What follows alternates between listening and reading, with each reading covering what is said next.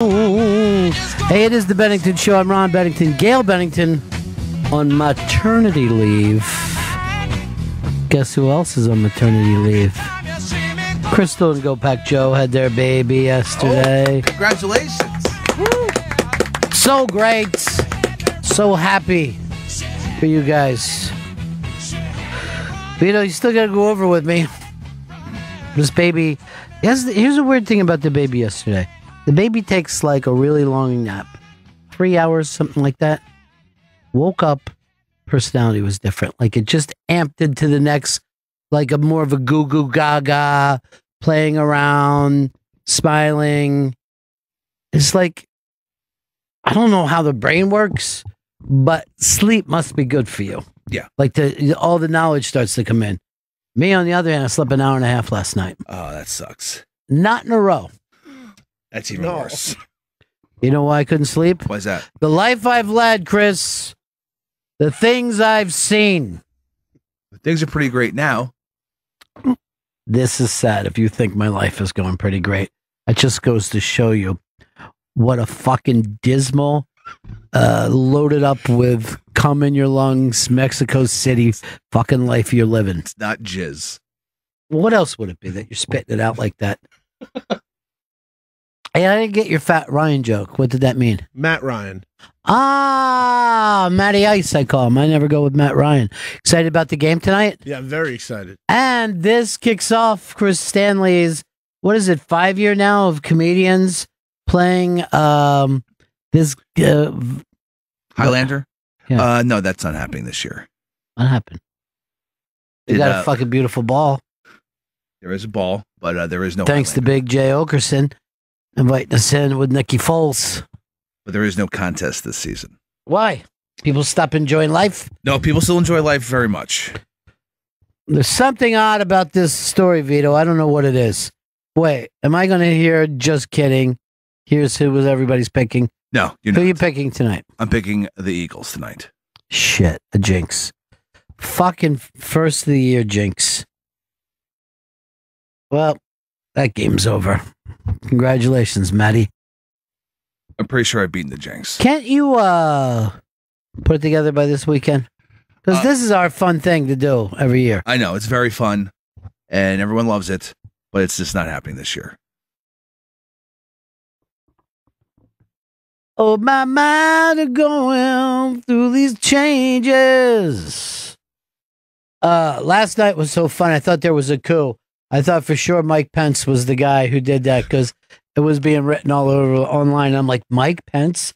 I've never had a coup in my lifetime. This is going to be amazing. They say because the word lodestar showed up in the... Yes. And he writes... Who else uses that word term? But see, the thing is, I guess the guy who did this was like, how do other people write? Maybe I'll fucking throw a little blame around here. Machiavellian. Who do you think out of everybody on our team would write the fucking anti-Ron thing in the New York Times, but give himself out as anonymous? Earl. Nope. Earl's a straight shooter. I'll tell you this about Earl. You don't get fucking nothing out of him. He doesn't even gossip. I think out of everybody it would be you, Chris. Bullshit. Never. I'm one of those guys. I'm going to say something. I'm going to put my name on it. If I say anything. You're fucking tagging every goddamn garage in town. Of course you're going to put your name on it.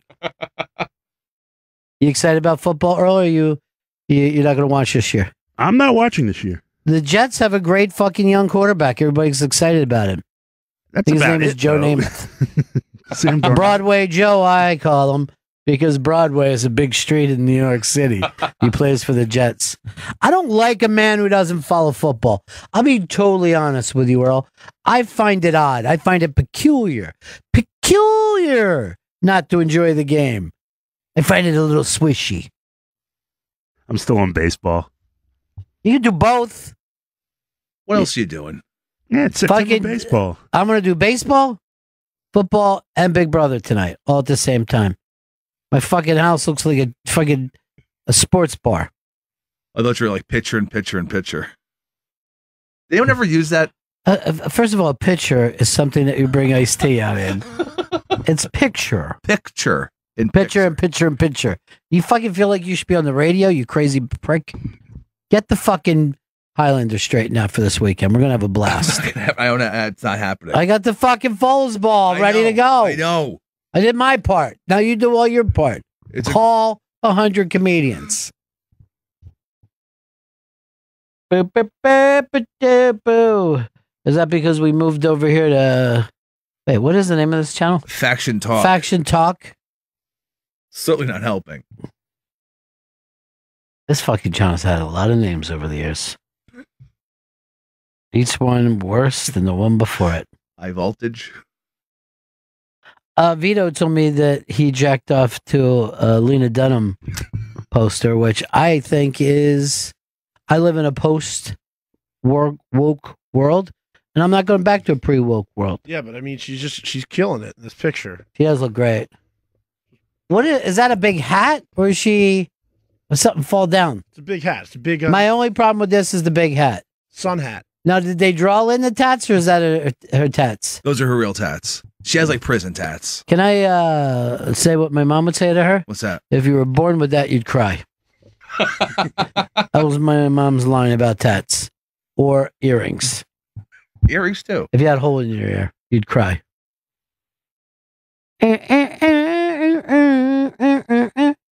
She's a looker, huh? Yeah, I mean, she looks great here. This is prime. What's she doing? She hasn't worked since her show. Not that she needs money, but the movies wasn't open to her, right? No, I think she's attached to something coming out soon. I forgot what it was, but I saw her name in something. You know what I like? He's so inside, he says attached. That's great. Not being in, not starring in, attached. She's attached, Ron. I don't know if she's starring, maybe a producer. See, I'm not going to be impressed if she produces something. When you say attached, I want her in it. I think she's doing a girls prequel. Oh, she's in the Quentin Tarantino movie, Once Upon a Time in Hollywood. She's playing Catherine Gypsy Cher. I've never heard of that person, so I hope she nails it. I can't wait for this movie, though. It looks great. All the on-set photos. You've taken my two favorite cinematic things, Quentin Tarantino and Manson, and you've rolled them up into just a fucking ball of attachment. I might be a little weird today, Chris. I'm talking about no fucking sleep. Not even till Brooklyn.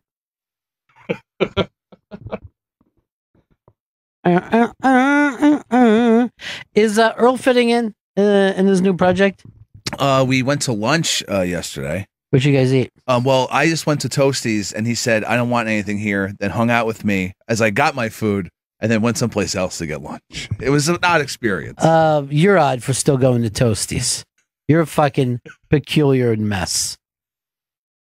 Yeah, I didn't like anything on the menu, so I was kind of like... There's nothing on there for you to like, girl. Congratulations for being a foodie. I'm glad you're a foodie now, Earl. You didn't used to be. Did you put your stuff on Instagram? Good. I think Instagram's over, dude. I think it's on its fucking final thing. I know you're not going to announce my gig. You refuse, so I'm going to announce it. I'm going to be doing some stand-up Saturday, October 6th, 8 p.m. at the Newtown Theater in Newtown, Pennsylvania. The newtowntheater.com for tickets. The newtowntheater.com. Saturday, October 6th. It's my salute to Newtown. I already wrote a joke about it. What's that? Newtown. This looks like a fucking old town. So I don't know if I'm going to do that. Good. Or not. Roast them. Yeah. I'm going to roast that whole fucking town. Find out the mayor of Newtown right now. Okay. Give me some local things to do. All right. So I'm doing stand-up at the Newtown Theater in Newtown, Pennsylvania. I got a thing from Kathleen from the Bronx. She goes, I'm not going to be able to come, blah, blah, blah. And I'm like, I saw this in the middle of the night last night when I was weird. And I'm like, but it hasn't been announced. And then I was like, why can't I sleep? I didn't even write it back to her. How did you find out about it? I guess she covers the waterfront. What am I going to say? Charles Schwartz is the mayor of Newtown, Pennsylvania. All right, I'll do this. Charles Schwartz, what is this? Some kind of a fucking insurance fraud? Is that the guy who... Schwab? Oh, yeah. I'll go, fucking Schwab. This should be the real mayor.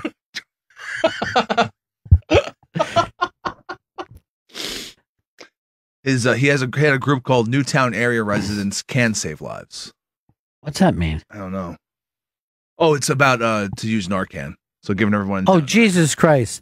Here I am in Newtown, a fucking place that hands out Narcan as you hit the border.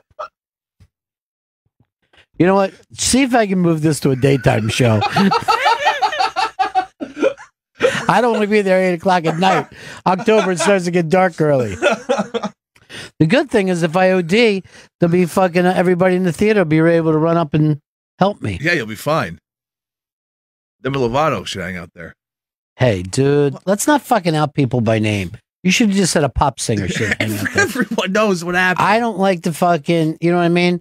She's in the program. Okay.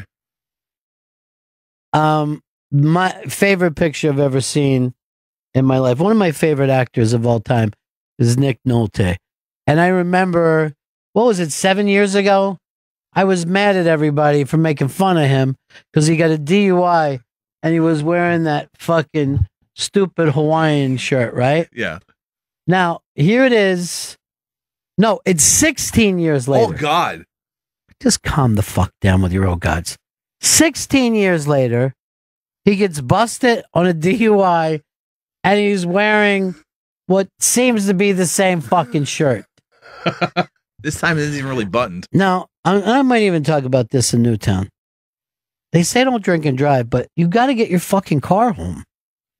What are you going to do? Leave it fucking parked there? Terrible. Take a chance. Roll the dice. Could you get in an accident? Yes, but you may also get home. Think of it that way. Oh, please. I'm not feeling well. Could someone pass me some Narcan? Luckily, if they're selling Narcan at a concession stand, seems it's free. Could I get some caramel corn and 2 Narcans? I'm having a weird night tonight. It's thenewtowntheater.com for tickets. Go to their Wikipedia and find out anything else about them that I could talk about. I heard it's close to everything. No matter where you live, it's close. All right, Yahoo Travel ranked it the 7th in their annual 10 coolest small towns in America list. That's fucking great. Yeah. Who was number 1? That I can't find out. Because we ought to go get those motherfuckers. So that was back in 2011. So. That's okay, man. Maybe we're up to number 1 now. There's an Amish market in Newtown Township. Oh, I'll tell you right now. I am 3-0 in Amish fights. Wow. 3-0 because they don't punch back. That's nice. First round TKOs. Because I grew up in Pennsylvania, we played against an all Amish football team, and they had wooden helmets. Write all this shit down. This is fucking gold, Jerry. Oh, I haven't slept enough. All right, give me something else. All right, there's the Newtown Hardware House. It's been in continuous operation for over 130 years. There's some things you can't make fun of, and that's a fucking hardware place that's given 130 great years of service. Give me some. Give me something. What are you looking for? Average temperature? Come on, Chris. I'm give me some fucking meat. This gig is coming up in no time. I know. All right, they have a historic clock tower, and that was registered in the National Register of Historic Places. Clock tower or cock tower? Good.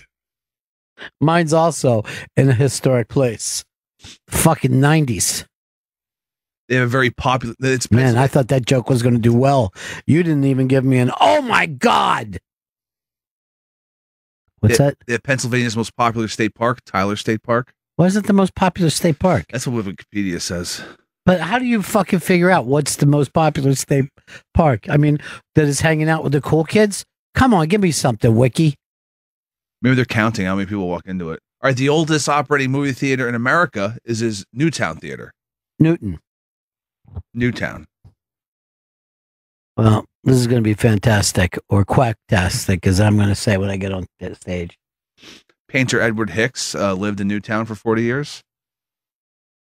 Can't attack that. Let's see one of his paintings. All right, here's Edward Hicks.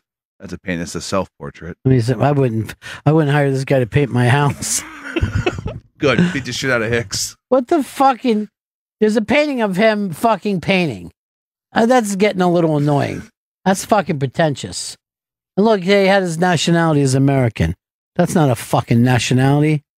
There's something fishy about Edward Hicks. Part. Well, his grandson was Bill Hicks. So fucking put that in your peace pipe and fucking smoke it. They have a lot of information about their trains. Seems to be a big train town. Good. That's how I'm traveling there. All right. I'll be on the fucking caboose and I'll stop at every town and wave like I'm fucking Teddy Roosevelt. And we're gonna beat the Kaiser. Trust me on this one. Okay, I'm on to the next town. Let me introduce my friend Babe Ruth. He's letting me use his caboose. Private caboose car. Fucking, he had his own fucking thing on a train. That was like flying like in a private jet today. It was the whole car too, right? Yeah, it was the whole car. That's the whole fucking point of this. What do you think I was bragging? He had his own seat? I thought maybe like a half a car, like maybe like a half the dining car. This is why they didn't fucking hire you to come to the Newtown Theater. No. You start fucking saying shit like that, they'll fucking throw tomatoes and oranges at you. That'd be terrible. They're Amish people. They're fresh picked. There's a historic walking tour. Enough with this fucking Wikipedia page, dude. I went to their official website. I'm not going to do a bunch of fucking walking tour jokes.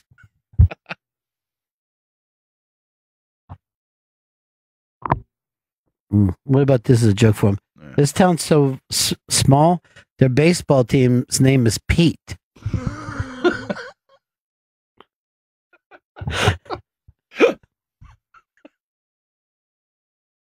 TheNewtownTheater.com for tickets. Yes, we know that, Chris. I fucking said it. Is it up on the iBang or is we tweeting? We're tweeting. Is it on our fucking Instagram page? Are people, they getting this? It's going to be an Instagram page and Instagram story. Why isn't it on there yet? Where's your ability to market anymore? You used to be my marketer. I know. You worked at Piggly Wiggly, fucking standing out front with a fucking arrow pointing at it. Like this way. Yes, that's what you do with an arrow. You don't point away from your place. What did you get at Toasties yesterday? I got a tuna melt. Fuck, I'm starving. Well, my mind is going through these changes. I'll send Vito to get us all tuna melts right now. Ugh. First of all, Vito isn't going, you're going. And when you're going, we're having your card canceled. I wrote you today, I said, I'm not getting any sleep. Do not come close to me. It's an annoying day for me. Has nothing to do with you, Chris. I wish you wouldn't have fucking picked the Eagles tonight. I'm not a jinx anymore. This is my season. I'll give you a score. 30-10, Eagles. That fucking close? Be sweating all night. I thought it was going to be like 65-2.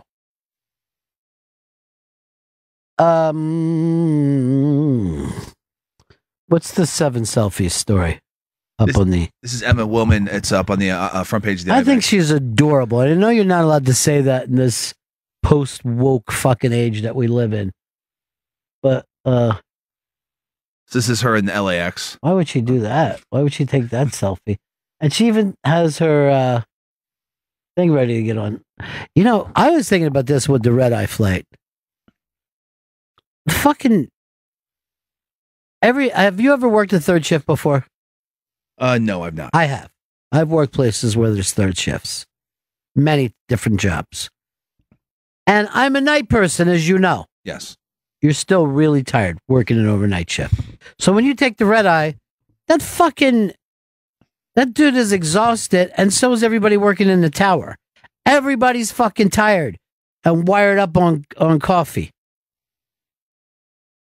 That's why last year, 700 red-eye airplane crashes in Newtown, Pennsylvania. I didn't even hear about this till right now. Yeah, they have an international airport. Well, train station. All right, well, that's a cute picture of her. This is her waking up. Nice shoulder. Yeah.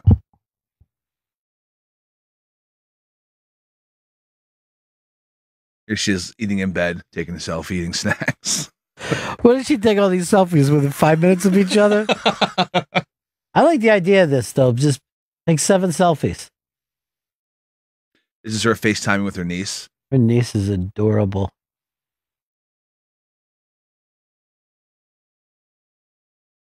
Here she is on set taking a selfie. Oh, yeah. She's doing that TV show. What is it, Crazy Ex-Girlfriend? Yeah, Crazy Ex. It's a cool banana shirt she's wearing. Yeah, it's real cool. Are those leather pants? No, those look like jeans. There's like rips in the knees. All right. I'd say I'm going to get her new pants. This is her just taking a picture of her billboard. So she's it's technically... What the fuck is this billboard for? For the comedians, I believe, on Netflix, for the comedians. Oh, yeah. And she's right next to Mateo.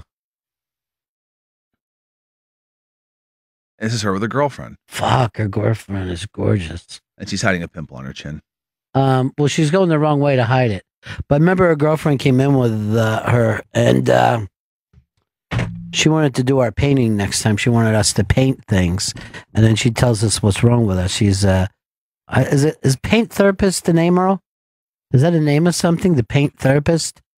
That was paint psychology or something like that. Art therapy? That's it. Art therapy, not paint psychology. Paint psychology is the fucking place that you go to get house paint. They're cute together, though, right? Oh, yeah. She analyzed our dreams when she was in. Oh, yeah, that's right. I did dream over the break. Well, first of all, let me tell you, even before you do this, Yeah. I hate hearing about people's dreams. I know you do, but this was one was very odd because I honestly thought it was real. I had a dream. I woke up in bed, and I pick up my phone. Like, it's the morning.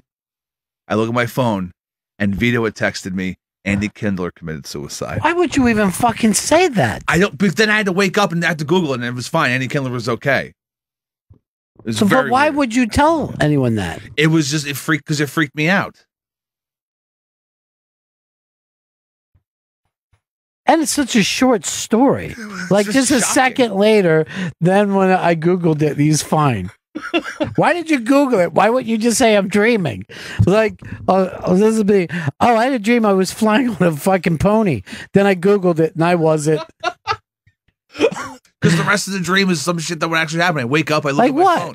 Like I wake up in bed, I pick up my phone, and I see a text message, Andy Kindler killed himself. You know, you're not supposed to be able to read in your dreams. I was definitely able to read that. Earl, you ever read in your dream before? Never. I always have very abstract dreams. I've read What do newspapers. you mean and dreams. abstract? There's things that they don't make any sense. Two things that don't go together. Like what? Give me an example. Like I'll be at a baseball game and then like Blowing somebody? like Because that wouldn't make sense. Like I haven't like I'll be in the bleachers at Yankee Stadium watching the game, and then all of a sudden You're like, wait a minute, it's the fucking Cards against the Cubs. And I'm at Yankee Stadium. I must be dreaming. What happens? and then like You pee yourself? no, then there'll be like a jazz concert will break out in the runway or something like that. Just really, Yes, it's a fucking dream. What do you think it's supposed to be? Exactly the same as real life? So you're dreaming about the old Negro League and jazz. You're not dreaming, you're time traveling. Son, you better watch out, cuz.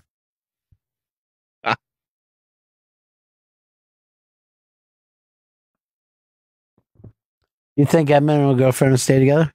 I think this is going to work. Do you think they're going to do the long haul? Yes, I do. I had a dream that your girlfriend was fucking killed. What? Yeah. How? A random dude beat her to death with a hammer. Claw hammer. That was the thing that, you know how you get specific in a dream. Yeah, that's a terrible dream to have. Much worse than Kindler killing himself. At least for me personally. Kindler's a close second. Dude, somebody could just fucking turn on now, hear you say that, not realize it was a stupid dream. I would never mention a person's name, how they killed themselves. I held that story about your girlfriend being fucking beaten to death with a claw hammer. It's very graphic. pelvis was shattered first. So it's in there, something sexual about it. Did they concentrate just on the pelvis, or For a while. Oh no. Yeah. For a while. There's gonna be no pelvis left. I mean, if a couple of shots. No, it was powdery. It was all the bones were powdery. That's how long the beating went on. Oh no. Terrible. I hope she passed out from the pain. No. She stayed awake for the 3 days. 3 days. Yeah. Calling for you, but you were drunk again. This is so tragic. I wish you guys would have a baby that Juliet could play with. Why don't you adopt? There's something wrong with your cum? Adopt. We like just, not having to have the responsibility of a child. Did you talk that over with her? Yes, we have had that talk. We like having our freedom to go to Mexico City. Right down her age. Yeah, because people never take babies to Mexico City. I don't know if they should. That air is way too thin. A little baby lung couldn't fucking handle that shit. Mm.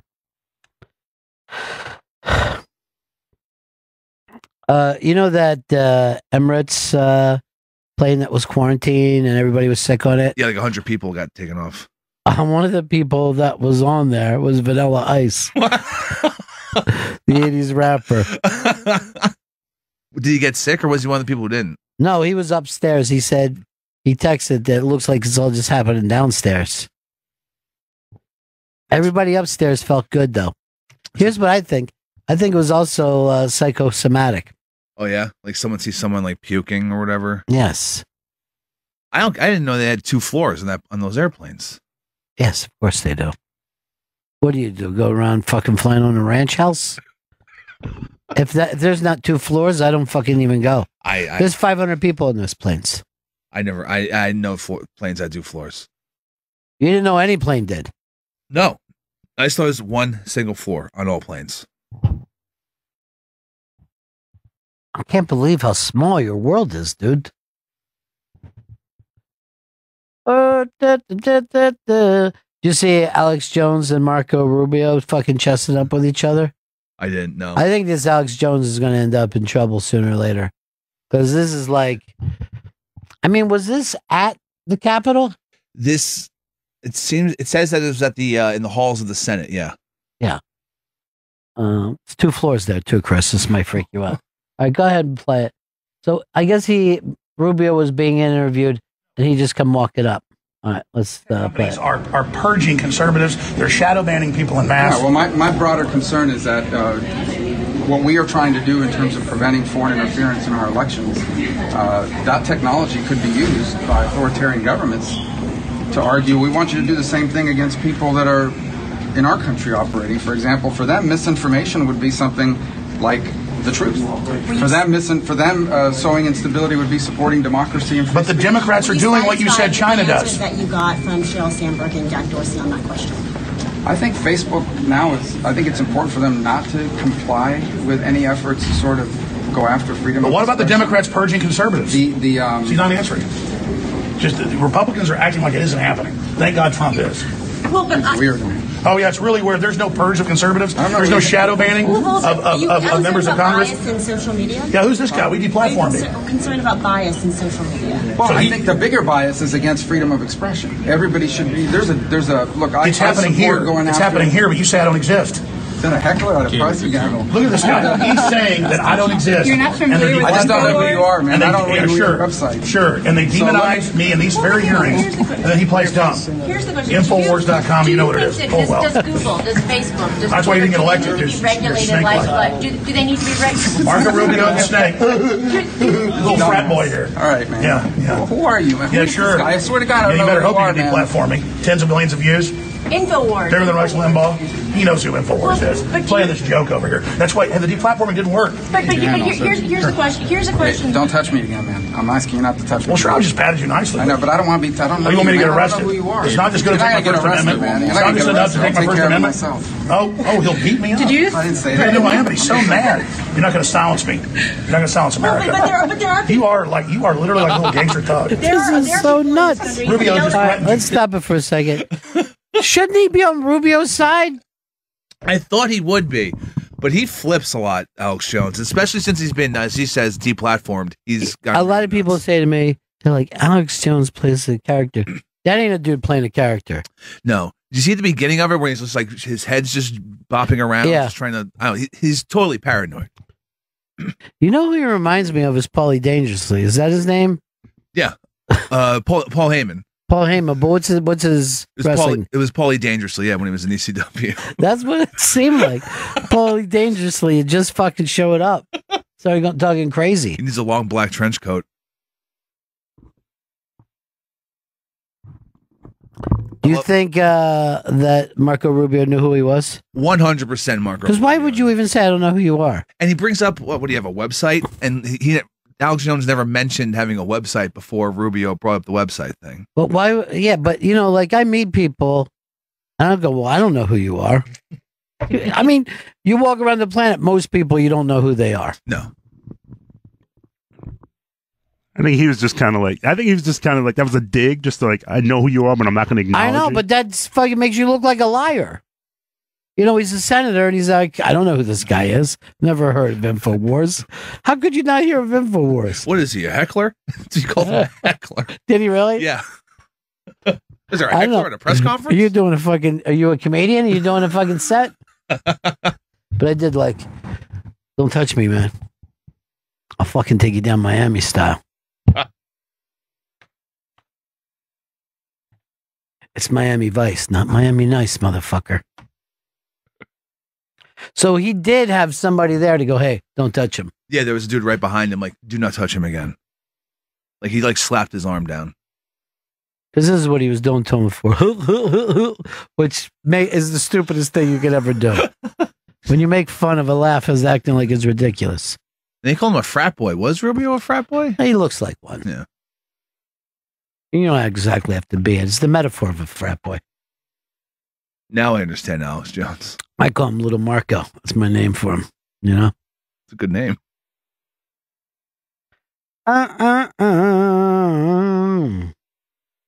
Chris, you are passing around a lie that there's a saboteur in the International Space Station. All right, so this is what's going on.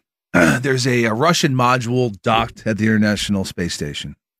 They find they start like losing air pressure. Like, what the hell's going on? Yeah. They find a hole that's been drilled into the module from the inside.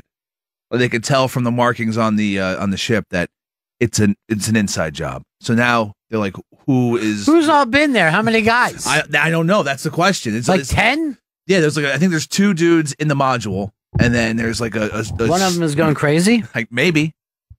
But there's someone drilling holes in the spaceships in the goddamn orbit of the Earth.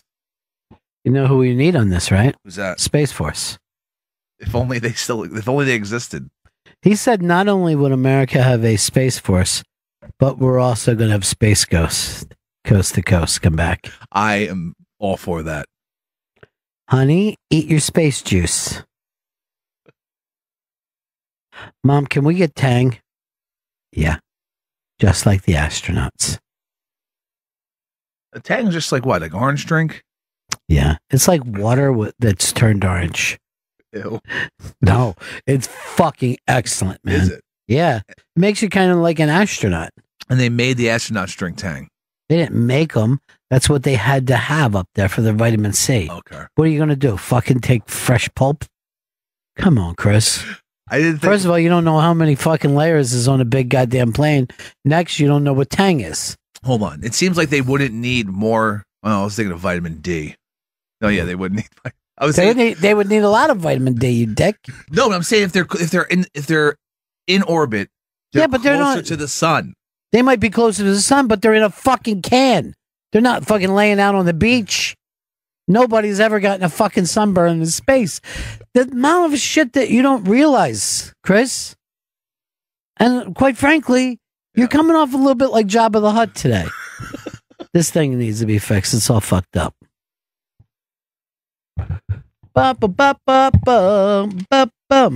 Somebody thinks they've got the end of your saboteur story. Chris, how do you know? You don't even know what the fucking story is. Why would you say bullshit? You don't want to have a good show?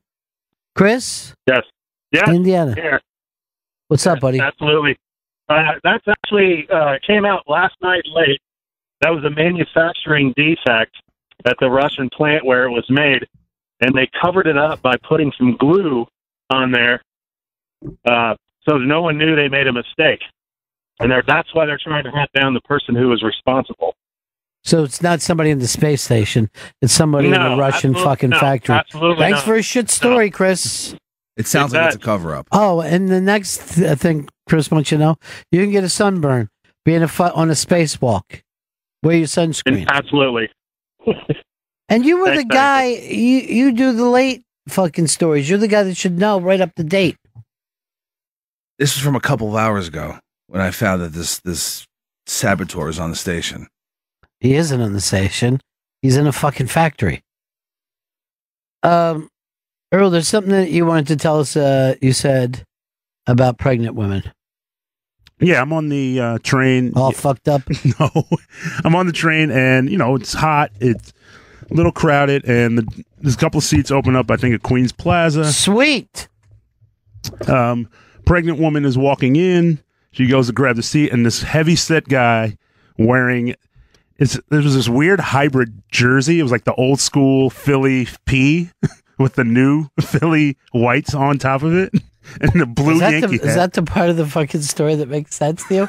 That's what you wanted to tell us? You saw a hybrid fucking shirt? No, but he blows past her, just like basically like hand swats her away, takes the seat from her, and everyone's like pissed, like legitimately pissed, because they're like, guys, like, dude, it's a pregnant woman. How pregnant was she? She was probably about, I say 5 months in. That's nothing. At 5 months, you're barely showing. Well, Earl, does this end with you beating up this fucking guy? Well, everyone was just staring daggers at the guy. And, and everyone was offering her a seat. And she was like, no, I'm cool. I'm only going 2 stops or so. And then the dude, he just kind of looks around. He notices that everyone's pissed at him. He goes, well, I would have given up my seat, but I have asthma.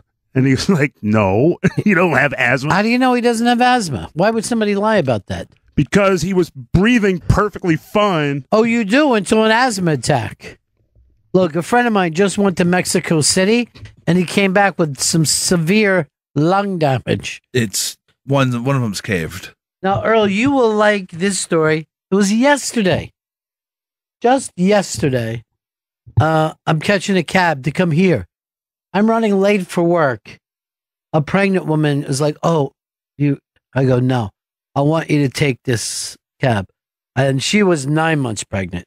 I fucking helped put her big goddamn ass and belly in that cab. They go like this in the back of it. There you go. Off you go. And I go like this. Fuck, now I'm going to be late for work. Like Jesus himself had come to help a hero. A fucking cab. I swear to God, I saw it just appear in the mist. Was it a ghost cab? No, dude, it's fucking spirit cab. Why would a dead guy do that? Angels do stuff like that. You don't know anything about spirituality, Chris. I don't. It's bad. Here, instead of 7 selfies, yeah, I want you to take a fucking thing, 7 selfish. Just you doing stuff that's selfish. That's easy. Oh, why didn't you beat that guy up?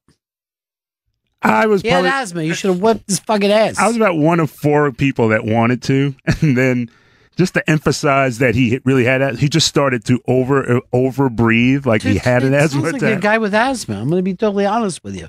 You might have saved a life by letting that guy sit down. I feel for that guy. Or if you would have started fighting with him, he might have had an asthma attack and died. I got to find a lawyer for you because you're up on fucking manslaughter charges. When I was a little kid, manslaughter was my favorite fucking word. I mean, just the idea of a man being slaughtered. Oh, yeah. Loved it. It always confused me reading about it in the newspaper. Mm-hmm. It seemed like, oh, maybe that seems like a murder, but guys getting off on manslaughter? Yeah, that's not that good of a fucking bring down either. He's still doing time. Yeah. But don't you think that there should be different versions of killing somebody? Oh, yeah, yeah. Should just be you, the way you see it, one flat plane? Earl, fucking Chris think he gets confused between a plane and an iPad. That's how fucking thin he thinks a plane is. Why don't you take your next vacation to Sandals Beach Resort? You and your lovely Costa Rican. I'm going to write that one, sandals.com. I forget. I was playing. Oh, it was a BuzzFeed quiz, and I found out where I should live. It was Costa Rica. Wow. Yeah. I'm like, believe it or not, I got a lot of fucking connections there. I go, my buddy's fucking chick has 17,000 fucking relatives. All live in the same house. It's bigger than Newtown, where I'm going to do stand-up. That's Saturday, October 6th at 8 p.m. at the Newtown Theater in Newtown, Pennsylvania. You go to thenewtowntheater.com for tickets. There's a new town and girl, and she's coming too. I might even open with that. Instead of there's a new girl in town, there's a new town in girl. Fucking comedy gold, Earl. You coming over that night? I will be at the Rock. Why don't we do this? You come over to Newtown with me. We end the show doing our musical number, Me and My Shadow. Mm-hmm. And my shadow. Who used to do that? Bill Robinson? A couple. I think it was Bill Bojangles Robinson. I think Sammy did it. A bunch of people have done it. Oh, Sammy definitely did it, but I don't think he did it with another guy. I mean, Bill Bojangles Robinson literally played the shadow. And I believe Marvin Gaye did it once. That surprises me. That right before his dad fucking shot him? No, this was Earl, do you know what Marvin Gaye's dad said, the last thing he said to his son? No, I don't. This is the last 45 you're ever going to see. Or was it this is the last 45 you're ever going to hear? I don't know. I'll have it straightened down. I'm fucking shopping it right now, workshopping it. All right. By the time I get to Newtown, October 6th, that fucking Marvin Gaye street joke is going to be choice. And then while they're fucking laughing and hopefully applauding and standing up, I just go like this. Me and my. Here comes Earl. You got tap shoes, Earl? No, tap shoes. Shit. All right, let's just put bottle caps on our bottom of our sneakers. Vito told me that I fucking buried the lead on this Liam Durham thing. Who was the photographer? I get a note. Oh, you got to find out. What's that? Emily Radikowski. I have no idea who that is. She was in the Blurred Lines video. The Blurred Lines. Exactly. That's her. Earl, you want to do Blurred Lines with me to end the fucking show after Me and My Shadow? Can I hit the I Know You Want It? It's the best. And that's a Marvin Gaye fucking ripoff, and it all comes full circle, right? Yes. Full circle. Maybe I'll open the show with Circle Game, the great Joni Mitchell song. That'll get him fucking crying. Justin Stengel just writes to me. Gold, Newtown and Girl. He fucking loves it. This is a guy who wrote for David Letterman. Loves it. Chris needs to watch that 4D vid from last week. People are mad at you, Earl. Guess why? Body shaming the fat asthma guy that had the weird shirt. I noticed that. He said heavy set. Why don't you just say a big fatty wild into the train car and couldn't breathe and beat up a pregnant woman? You also said he smelled like cheese. That's so fucked up. I said heavy set. I did not say fat. That's bad. Yeah. Didn't say Why don't you just say husky? Make him fucking cry. Some stocky, disgusting animal. Heavy set is the H word. All right? That's like somebody calling you. Well, I don't want to say. Don't. They would be calling you. Don't do it. But you can think it. Yeah. Yeah. You can still think it in this country. I'll tell you something, Earl. You've been a blessing coming back here like this, putting the fucking group back together. Thank you, Ronnie B. Thanks for having me I can't back. believe not one fucking listener was happy, but I don't care about that. I'm not playing to the audience, Earl. All right? That's not my fucking thing. What, not one? Huh? No. Not a one. Somebody wrote to me, I've been listening to the show for years. Who the fuck is Earl? I've been away that long? There's a new town in Earl. Earl, didn't you say you were on the down low with somebody? No, I'm not on the. What's that mean when you say you're on the down low? It's a person passing for straight who is actually in a homosexual relationship. Jesus, you made that awkward. A real emphasis on homosexual. That's the other H word. Yeah. Yeah. That's like me calling you the. Never mind. Just never mind, Earl. Fat shaming. F shaming. F shaming. FSA. And why does Earl, why would he even tell this story that doesn't end with anything? It's like a fat guy takes a pregnant woman's thing and Earl sat there. And she was kind of fine with it. And then eventually so was Earl. And he just put his earbuds in and started fucking listening. Who you been listening to lately, Earl? I've been listening to this band, the Mescalines. They're out of Brazil. They're kind of, it's kind of like... This is coming off a little racist, Earl. I'm going to be totally... kind of like, it's very bluesy. It's like almost... Can I just say this, Earl? For the first 2 years that I worked with you, and I never said this, I thought you were Bobo Brazil. I was telling everybody, I go, do you remember the old fucking wrestler Bobo Brazil? I do radio with him now. You went and looked it up. It took you that long to fucking get a laugh out of it. He was the junkyard dog of the 70s. This guy's great. Yeah, he was fantastic. He is ripped. Give him that. I don't know if I look like him though, but oh yeah. Put a belt. Take your shirt off and put a big belt on. Maybe I'll take a couple pictures of you, send it to National Enquirer, going Bobo Brazil. Spot it. They'll pick that up in a heartbeat. I hope so. I could use the cash. I got to get it right over to Newtown. Oh, on October 6th at 8 p.m.? Yes, motherfucker. Exactly. All right, then I'm going to go to thenewtowntheater.com for tickets. Good. Do it. I am. Tell your friend. I guarantee you your girlfriend's friends fucking hate you. I don't see why they wouldn't hate me. I walk around just I'm caught all the time in just my underwear in the apartment. But you're wearing a shirt. No, sometimes I'm not. It's just underwear. Just Wait, like you take your shirt off in front of your girlfriend? Yeah. I had no idea you would fucking stoop so low. Look, I thought you would try to put on a schmata. No shame. If anyone should have shame, it's you. And for so many reasons. Do you know how you were saying that you would never be alone with a kid? Yeah. I know. That used to be just you. And we all laughed. Now I'm hearing it from a lot more people.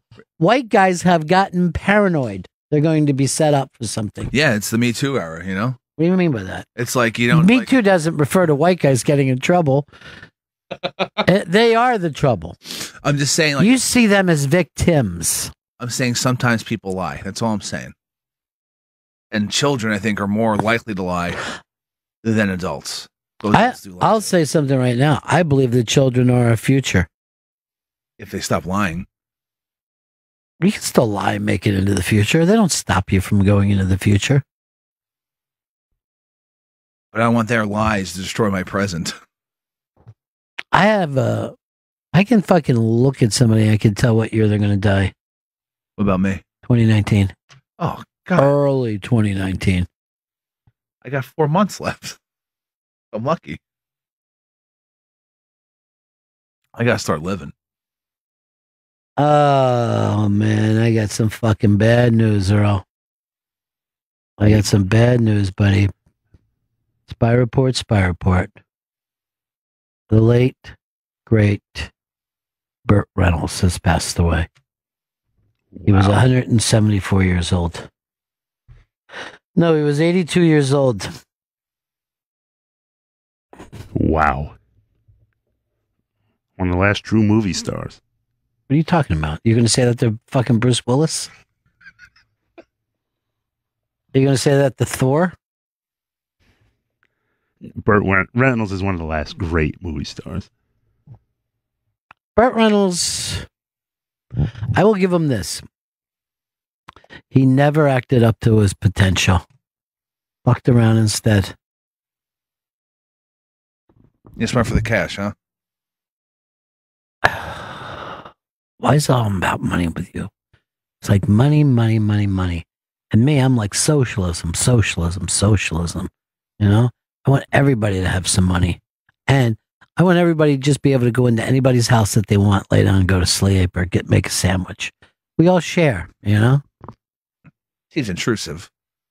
Intrusive? Not if you see every man as your brother, every woman as your mother. No. In my world, get in any car you want. You bang anybody else's wife or girlfriend. Wow. Why? We're all the same. We share.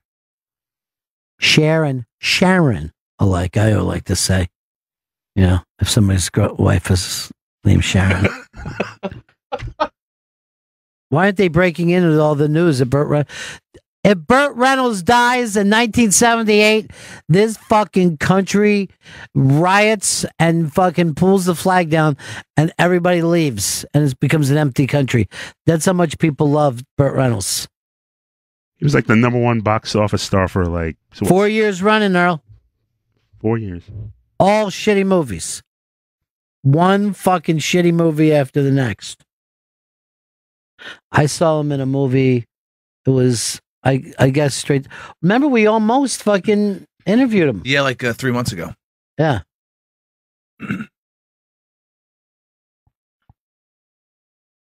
Well, I saw the movie that was for. It's terrible. I only wish he died before that movie came out. Vito, wasn't your mom a big Burt Reynolds fan? Yeah, she actually saw that movie, The Last Movie Star. Yeah. And she loved it. She wouldn't hop off the Burt Reynolds train all these years. Anything he did. There isn't a Burt Reynolds train, but he did have a dinner theater in Jupiter, Florida. Here was another reason that Burt Reynolds was famous. He would go on the Tonight Show. He was so relaxed, he'd chew gum on there.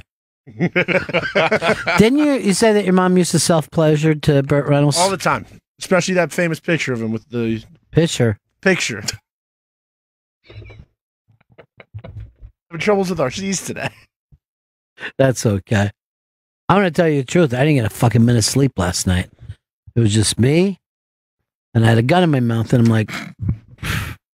I tried to do this. I go, think of one reason not to pull this trigger. The only thing that kept me alive is that Burt Reynolds was still alive. Oh, no. I go, I don't want to die. I don't want to go before him and have him get the bad news. Well, I guess I'll sleep like a baby tonight, won't I, Chris? I'll tell you this. You jinxed me with that fucking Eagles game. I'm not. I'll hang myself with a belt. I'm not a jinx. You're worse than a jinx. You're like a fucking disease jinx. Oh. You're like a jinx whose skin is falling off. That's the kind of jinx you are right now. Like an Ebola jinx. Ebola jinx or an Ebola jinx? An Ebola jinx. I still don't know which one it is. Ebola. Pretty sure your skin falls off. Do not run down people with the E disease. I would never. I've been F-shamed. Rich. Staten Island. Yeah, what's up? Hey, buddy. What's going on? Is that, Burt Reynolds had that book, right? That was supposed to come out after he died about all of Hollywood. It was going to expose a bunch of stuff that happened when he was younger, I believe. I've never heard this story before. Have you, Chris? No. Why wouldn't he put it out while he was still alive? I don't know. I heard when Corey Feldman, I heard this like a few months ago when he was coming out with everything. Supposedly it's so bad that he didn't want to release it when he was alive. Are you saying that people used to do stuff to Burt? Yeah, those were the rumors. I thought he'd be big enough to take care of himself. I'm not saying anything about some secret posthumous book. He had a book come out in 2015. Yeah. Where was his fucking pedophile pizza fucking thing in D.C.? Pizzagate, Reynoldsgate. Do you know that Burt Reynolds was the guy who invented Reynolds rap? We didn't even have that before. Yeah. Wow. And that was pre-rap music. And when rap music came out, Burt attempted to sue them and said, I'm the one who invented Reynolds rap. And then the judge actually said this, dude, yours has a W. at the beginning. I did not realize. And then Burt said this. You know, the W stands for winner. It was like, winter? No, not winter. Winner. Like winner, chicken dinner. Well, look who it is, Hard Rock Johnny. Johnny's so upset about Burt Reynolds passing away that Johnny's wearing his pants at half-mast today. Oh, shit. Put that down for the big show I'm doing in Newtown. Got it. That's October 6th, the newtowntheater.com for tickets. I'll be like this. My friend Hard Rock Johnny was so upset that Burt Reynolds died that he wore his pants at half-mast that day. Wear my pants at half-mast? Yaddy! Would you like me to show up at that show and just, when you say that, just walk out with my pants at half-staff? Well, the thing is, you don't show up anywhere, Johnny. Okay, good. You got that right. Johnny, if we do the Burt Reynolds story, could I book you as Dom DeLuise, or you feel like you've lost too much weight? I even have the hat. I could definitely be Dom DeLuise if they do that. I'm fine with it. But I may have to put on a little weight. That won't be a problem. Hey. No, I'm just saying right now you're working so hard to keep it down, you know? Oh, okay. Yeah, I just would have to work less, I guess. All we do is take that fucking hockey mask off your face and let you eat the way you want to. Hey, can I recharge my phone, or should I fuck myself? Charger in there. Okay. So then it's easy. Look, why do you jump up? Like, you do nothing creative for the show, but if I can't find a wire, you go diving out of your fucking seat like the new Captain Marvel, who's a woman. Got it, Ron. Got that for you. I know you did, Chris. You're a good girl. Thank you. I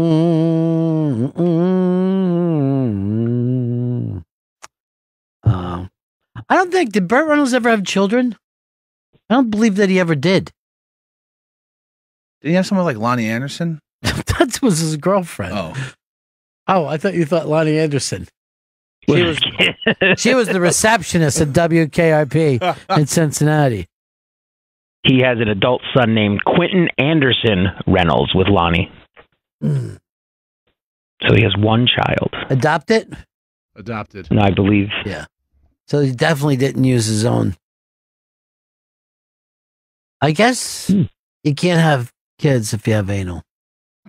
I think that's the end of the story here for all of us.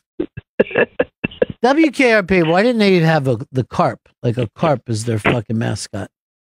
Do me a favor, Vito, put together a letter and address it to Hollywood.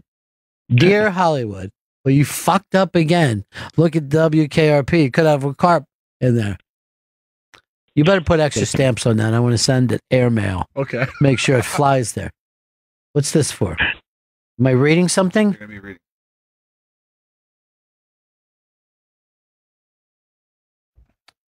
Where's those open face fucking, what do you call them? Tuna melts?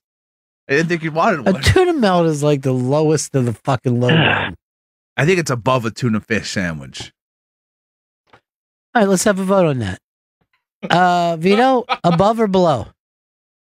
Below. Oh, it's worse.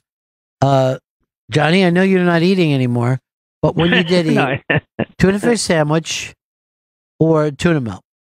Tuna fish sandwich is higher on the rung than a tuna melt. And even though the game's over, I'm going to have Earl vote too. I had a tuna fish sandwich for lunch today. It's definitely higher. It's bullshit. No, it's 3-0, man. You add cheese to the sandwich, it makes it better. That's the goddamn rule. Yeah, but you take the fucking top off of it. And I don't know if a tuna fish should be heated up, Chris. You know what? Ew. Before I ever had my first tuna melt, I thought the same exact thing that I did, and it changed everything for me. By the way, go to fucking sushi, put fucking cheese on top of it. You'll be thrown out of that place. Oh, look, they're breaking in. Finally. Man, Burt Reynolds was only 57 years old. Man, it seemed like he'd be around for a long time. Yeah. Oh, that's how old his wig was. I remember there were a lot of gay rumors about him, and I was like, There's no way that he's gay. But then all of his friends that he hung out with were gay. He ran with like a gay posse. And I think he used to bring them all into Tampa for the Bandits games. Remember when they did that Summer League, the early one? The Tampa Bay Bandits, which were outdrawing the Bucks for a while. That's because they were throwing the overhand pass, which had never been seen in Central Florida before. Johnny, you're a big NFL fan, right? I certainly am. Do you want to catch all the NFL live action highlights and touchdowns every Sunday afternoon? Yeah. Want all that glorious football action without paying extra? Dish has heard your need for more NFL football and a bill that doesn't change. That's why Dish gives you a 2-year price guarantee and 1 season of NFL Red Zone from the NFL Network. Lost my place. From the NFL Network. Let's just fix this in the edit, will we? Oh, at no additional cost. That's why Dish gives you a 2-year price guarantee and 1 season of the NFL Network Red Zone from NFL Network at no additional cost. It's about time you get all that Sunday afternoon football you want without paying extra. Oh, I'm so excited about having football back. Now I don't have to go anywhere on Sundays. Dish listens. That's how they stay tuned into you. 2-year price guarantee applies to core programming and certain fees. Requires credit qualification and 2-year commitment.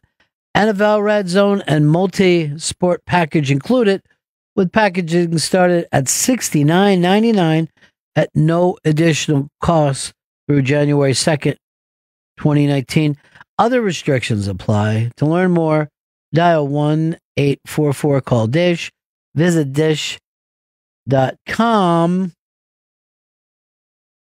or find a local retailer near you.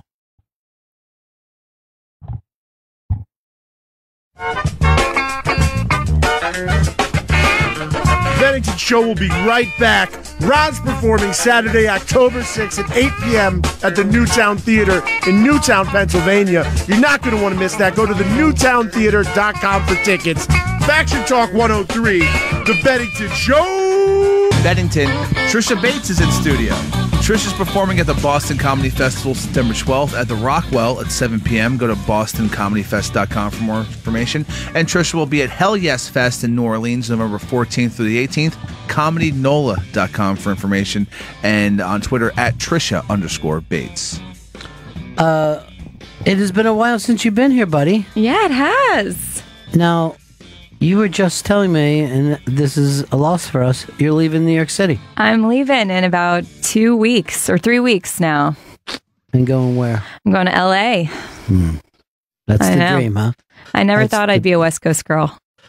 Well, East Coast girls are hip. I really like the way they talk. But to live on the West Coast, at least you're blonde. Yeah. You're blonde, you're cold and heartless. You're going to do perfect there. Oh, no, I'm the sweetest. Yeah. Now you're going for stand-up? Well, I'm going to go to the UCLA professional program for screenwriting, but I'm obviously hoping to still do stand-up out there, but I feel like I'm starting all over a little bit. Yeah, you are. Yeah. Which wherever you go is like, what are you doing here? Yeah, they're like, we don't know you. We don't recognize you. All right, good that you're a screenwriter. I have a fantastic idea for a screenplay. Okay, lay it on me. It's kind of a horror film, and you know who likes horror films? The kids, right? The name of this film is Kid Killer, and it's about a kid who kills kids. Oh no. Yeah. Okay. No, it's good because it's so scary. Little kids are the scariest. There's nothing scarier than a little kid. Chris Stanley, put up a picture of yourself when you were a little kid. Okay. This is my favorite. This is literally my favorite picture in the entire world. Let's see it. Because Chris grew up in New York and has never been out of New York in his life, never lived anywhere else. And all of his stories are nightmarish. His dad was a heroin addict. Yeah. But this is him when he was a little kid. Look how cool you are. Yes. Yeah, his thumbs up like Fonzie. He's Look wearing at those shades. Yeah. Same shades as he wears now. Yeah, that's right. Yeah, blue blockers. Yeah. Oh my gosh. He's never been without blue blockers. Oh my gosh. You're amazing. A cool hat. Now, you were telling me you just broke up with your boyfriend, huh? Yeah, we broke up, I don't know, a couple months ago now. So we were about to move. So I'd gotten into London Film School. And I wanted to, leave my job and pursue this so badly that I was like, I'll just move in with my boyfriend in London. This seems like a great idea. It was a horrible idea. I found out about 2 days after I turned in the deposit for London Film School that he was still on dating apps trying to hook up with other girls. So what was the downside of that, though? What was the downside? Yeah. Of him hooking up with other girls? Now, was he planning on going to London with you? No, yeah, he had to move. He was British, and Okay. he was over here. people, yeah. He was over here for business school. Sorry, I left that part of the story, and so he was moving back there regardless. And so that's It's kind of easy how for British guys because women love that accent. Yeah. He, I don't know. His accent was only okay. He was 6'8". He was a rugby player. Huge douchebag. The worst. All you had to say is 6'8", and I was disgusted. All right, good. So he's out. He's out. I might have somebody for you in LA. I don't want to get involved with your life. I'm It's interested. a friend of mine named already. He's a little older. His name is Burt Reynolds, and I'll give him. I tried calling him. He's not answering. Yes, I love to be set up. If anybody's in LA, set me up with all your friends. Do you really like to be set up? Yeah, because my only other option really is dating apps. Yeah. Nothing is more awkward than me in a bar getting hit on by like a younger man, because now like most of the men that are in bars are younger, and I don't like younger men, and so it's usually just them trying to talk to me and me saying over and over again, I'm 30, right? I'm 30. And they're about how old? 22 or yeah, and they're like 23 years old. Yeah. But they're not deterred. I do have a friend in LA. He's single. He's he is a convicted rapist. That's the only downside. Does that matter to you? Because for some reason that carries a lot of weight with other people. I will put up with so much if a man just like knows how to make a dinner reservation. Like men are so bad at planning. Yeah, well, here's the thing. I have a man as a producer, and my life is a goddamn nightmare. You will not make a decent plan. I try. That's but I fail multiple times a day. To make a plan with a lady or just in general? Oh, no, just in general. He's Just in general. dating a Costa Rican now. Ooh. And it's going very, very well for him. Yeah, really well, yeah. That They've been sounds- together over a year now. Neither one of them speaks English, so they have that in common. Earl, you're single, but you're a black guy. Wait a minute. And Trish is from North Carolina. I'm familiar with the state, very much so. Because my Yes, parents but are I'm from saying there. I don't want her family to kill you. Well, that's Because they didn't even like the English guy, right? Oh, they hated the English guy. They desperately want me to marry a golf-playing Republican. Well, And I that's- actually just found one in the city. I told my mom that I'm about to move, so I was just kind of like, we can hook up until I leave kind of thing. But he's a golf playing Republican. And I told my mom about it. I was like, Mom, I'm dating this guy from New Jersey. He plays golf. He's a Republican. And she was like, now you leave and you go to LA? Now that you find the one? The one. So your mom really wants you to get married? Well, I think they both kind of want me to get married. So when I was planning on moving to London, they really didn't like my boyfriend, but my dad said to me, he said, well, he's your problem. You're his problem now. Yeah. Like, he's kind of the old fashioned notion, like I'm his financial responsibility up until the point that I get married. And so I think he's just kind of like, could you get married already? But you're a lawyer. Well, not for much longer. But by the way, do you quit being a lawyer when that happens? It just stops? Yeah. You no longer can say I'm a lawyer. Like, to me, it seems like you should be able to carry that around with you. Oh, well, yeah, I have a law degree. You have to like keep up with like your continuing legal education, and there's all kinds of I don't do requirements that. and I don't things do you any have of to that. do. Yeah, I don't. Well, and you have to like pay for it. If you're not part of a firm, you have to pay like $500 to take these super boring classes. So they are boring. I feel like I'm just going to let my license lapse. I have a Republican friend that might be perfect for you. Really? He just had something published in the New York Times. His name is Anonymous, and he's great. He's on the inside. Yeah, he's on the inside. He's working against the man. He's working for and against the man at the same time. That's my kind of guy, a coward that just posts anonymously. Yes. Just anonymously. First of all of us could write the thing, my boss is a dick. What do you think about all this Alex Jones stuff, him being censored? I don't know if I would say that that's censored. You know what I mean? Yeah. It's censored means you don't get to get the word out. But he's got his own website and he's got all of his own stuff. What is he not on? Twitter? Yeah. Yeah, who cares? Well, I'm not on Twitter. You're not on Twitter? No. I'm a terrible tweeter. No. My dad was following me, and once I tweeted when I was with him, I realized he gets a notification every single time I tweet. And I kind of kept it going for a while, but then finally I kept on thinking of dirty stuff that I wanted to tweet. And I was like, but my dad's going to immediately Your dad will be read there. this. So finally I blocked him. I was like, Dad, you're blocked. Trisha Bates is in studio. She's performing at the Boston Comedy Festival September 12th at the Rockwell at 7 p.m. BostonComedyFest.com for more information. And she'll be at Hell Yes Fest in New Orleans November 14th through the 18th. ComedyNola.com, and then on Twitter at Trisha_Bates. So you're getting to do these festivals now. Yes, I'm Sweet. excited. Yeah. And you were telling me that you're friends with Will Savence, who we both agree is one of the best people in the world. Yes. I mean, he's just so genuinely just a wonderful and nice person and such a hustler. Like, he is always doing something. But does he try to get you off sugar? Yeah, he does. He will literally, like, he eats, it looks like granola or something to me. It's just some seeds. Yeah. And he was saying, he goes, the key is to eat when you're not hungry. And I go, Will, I'm always hungry. Yeah, he is always trying to get me to work out. He's really into boxing. Yeah. And I'm not so much into the working out. And then whenever I'm around him, I'm just drinking. Okay, so here's something funny. I started working with a personal trainer, and I told him that I drink a lot, and so it makes working out hard because I'm hungover all the time. And he was like, well, you should just start smoking pot. People, wherever you go, they're like bringing pot up to my parents now. And people are like, you really should be on edibles. Like, I don't know what happened.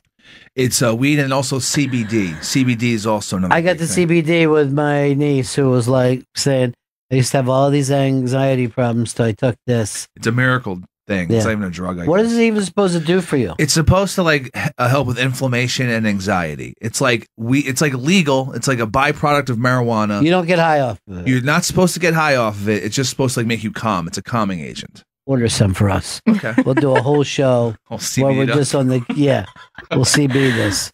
And then 2 days later, I'll be fucking back on drugs.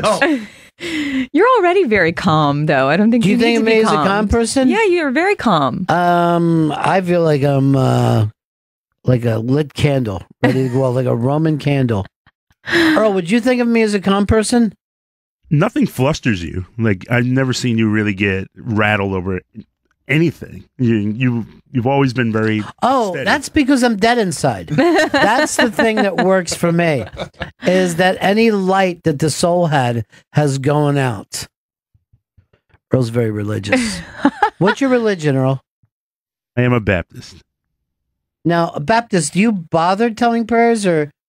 Yes, we pray. Oh, I thought since it wasn't a real church, It is like a the real Catholics. church.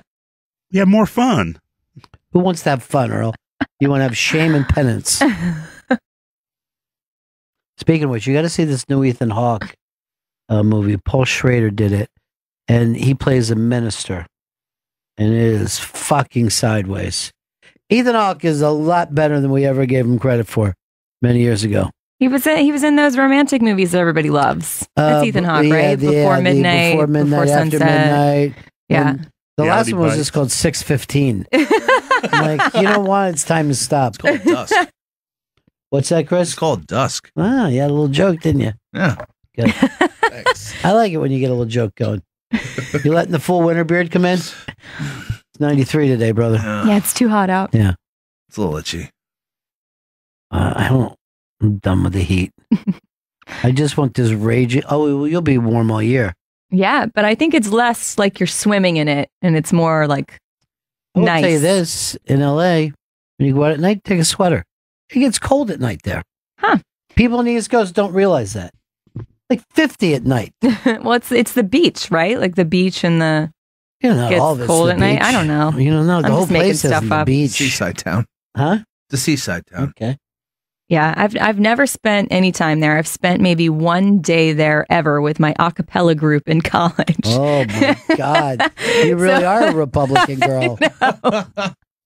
You consider yourself a good singer, or you just I used do it to in a be. group? Yeah. I was actually just in I was in Tulum in Mexico this past weekend over the holiday, and this guy, we were at this like little beach outdoor bar, and this guy just started singing like with like a karaoke machine in like the middle of the bar, and then like asking for tips. And the people I was with, do you know who Chef Todd English is? Okay, he owns like the food hall at the plaza or whatever. And he's probably 58 years old, was absolutely drinking us under the table. And me and my other friends. And he was like, get this girl Britney Spears. And I didn't think that this guy would know what that was, but he did. He immediately put it on and handed me the microphone. So the next thing I know, I'm singing Britney Spears in front of this Mexican bar. No one was really interested in my singing. Not even if it was Britney Spears, they wouldn't be interested. But it was a moment where I realized like I no longer have a good voice. Like this is not fun for anyone. But I used to once upon a time. Well, even I swear. Britney cannot sing Britney herself. No. That is a robot. She has the most delightful Instagram account that exists. All right, let's take a look at it, Chris. She is just always spinning. She's dancing. She's playing practical jokes. She's painting in a bathing suit. It's great. I read that she's getting control of her money again. Like the father's like not going to be in charge anymore. She hasn't had control of her money this whole time? No, not since she was shaving her head and talking English. That is such a long time ago. That's like 11 years ago. But, you know, she gets her money. She just doesn't get all of it. Well, she lives in this lovely, huge house with her hot boyfriend, so she's doing fine. But she's still fantastic looking. Yeah. I know. She has an unbelievable body. Well, she's performing in Vegas like every night. Or maybe she's not anymore. Maybe she was, but maybe she's not anymore. But she works out all the time.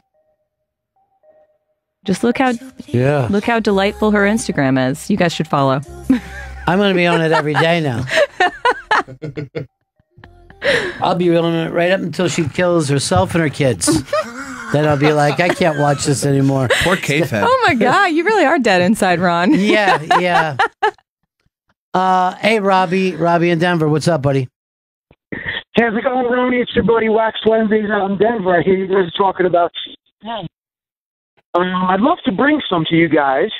Yeah. I know that you say you have trouble sleeping too. Yeah, I do have trouble sleeping. It's also good for sleeping. Chris was saying it's anti-anxiety, anti-inflammation. So what do you do? You sell this stuff, Robbie? No, I just do my web show, and we review a lot of these products. Yeah.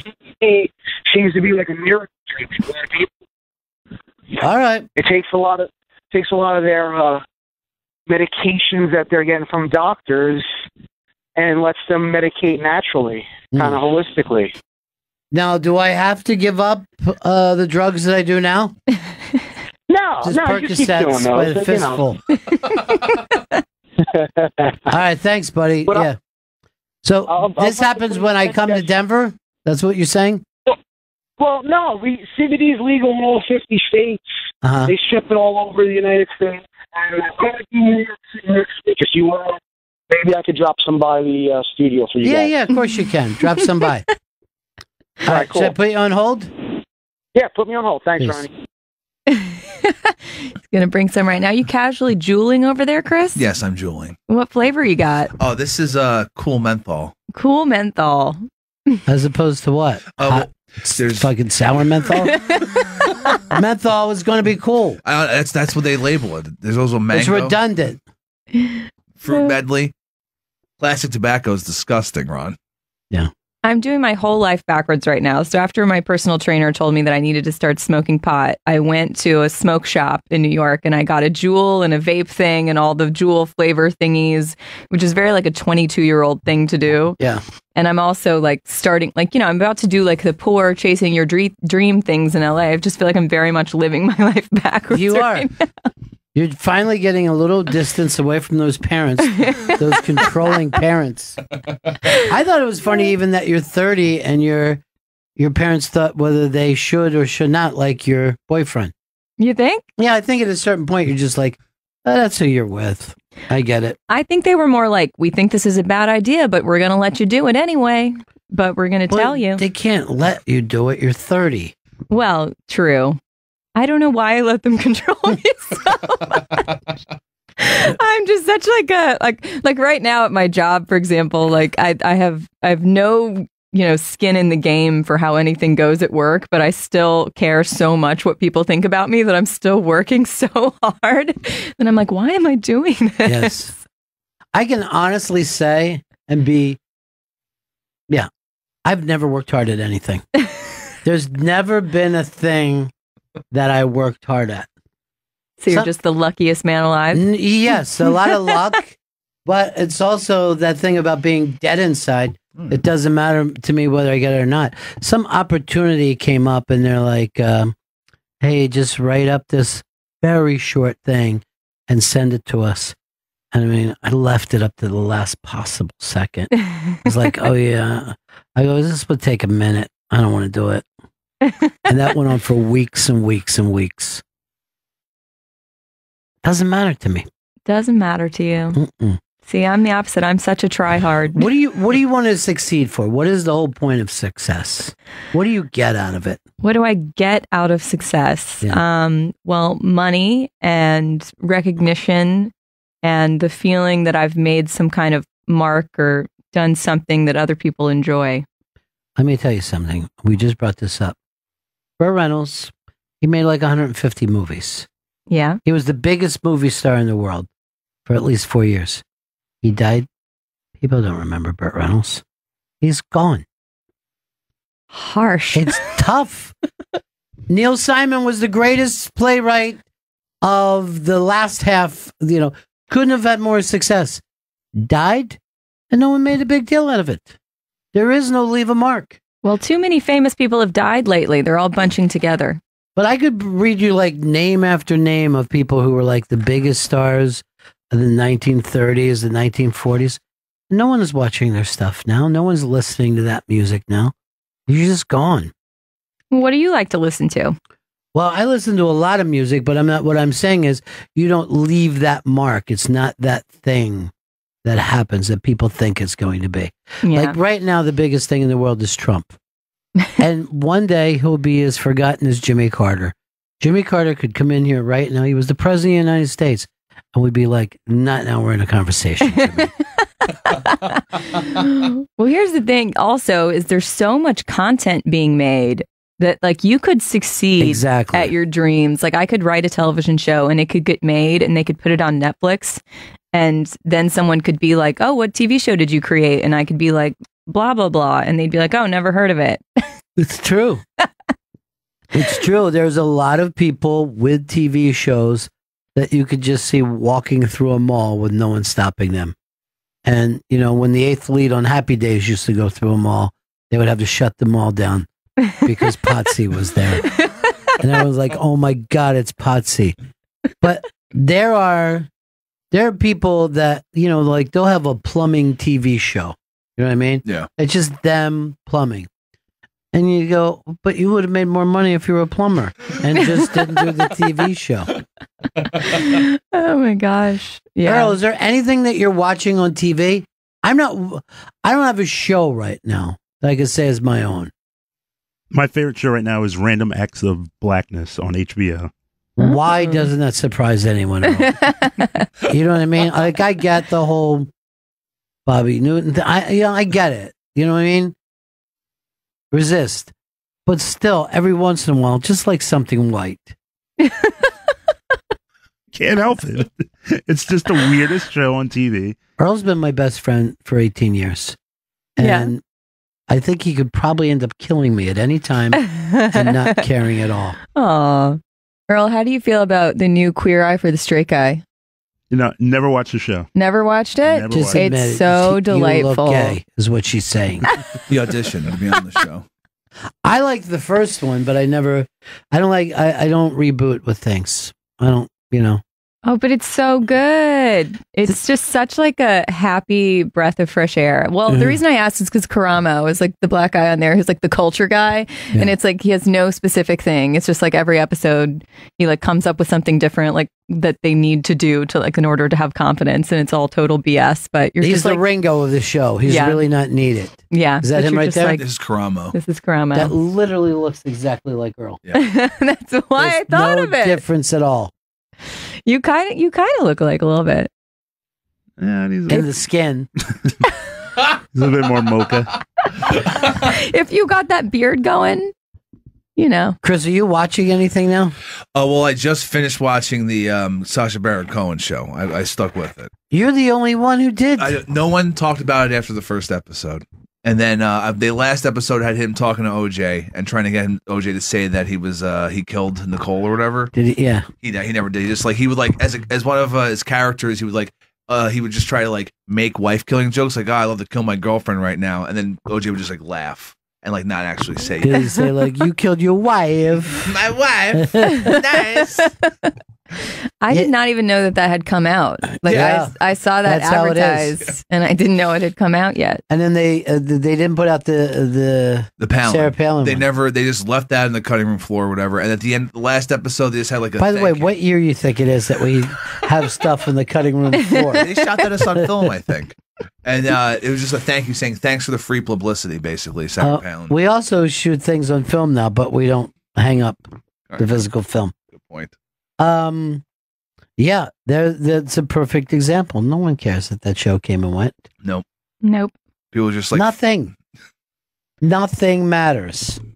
Well, anything has to be better than being a lawyer is basically my mood about it. They really are everything that people attack them for, aren't they? Lawyers. I can just see in all of their eyes because my practice assistant sent out an email to the entire office telling them that they all need to go to my last comedy show in New York. So that's going to be super weird. But you can just see in all of their eyes how jealous they are that they want to follow me to LA so badly. They're all just like, so screenwriting, huh? Mm-hmm. Take me with you. So there's a life. There's a place where people live. Outside of this place. Where's your last show going to be? At Westside Comedy Club on the 25th. You like Westside? Yeah, it's great. A ton of people. So I went there to watch a friend's show a couple weeks ago, and TJ Miller was there, and it was probably like half filled with people, and I was sitting in the front row. TJ Miller was really funny, and then I saw Jerry Seinfeld dropped in there the other day, and Jeremy Piven dropped in there the other day, who I did not even know did stand up. Yeah. So they're getting a ton of people going in. Yeah, they are. And they say 2 out of 3 have been accused of. Well,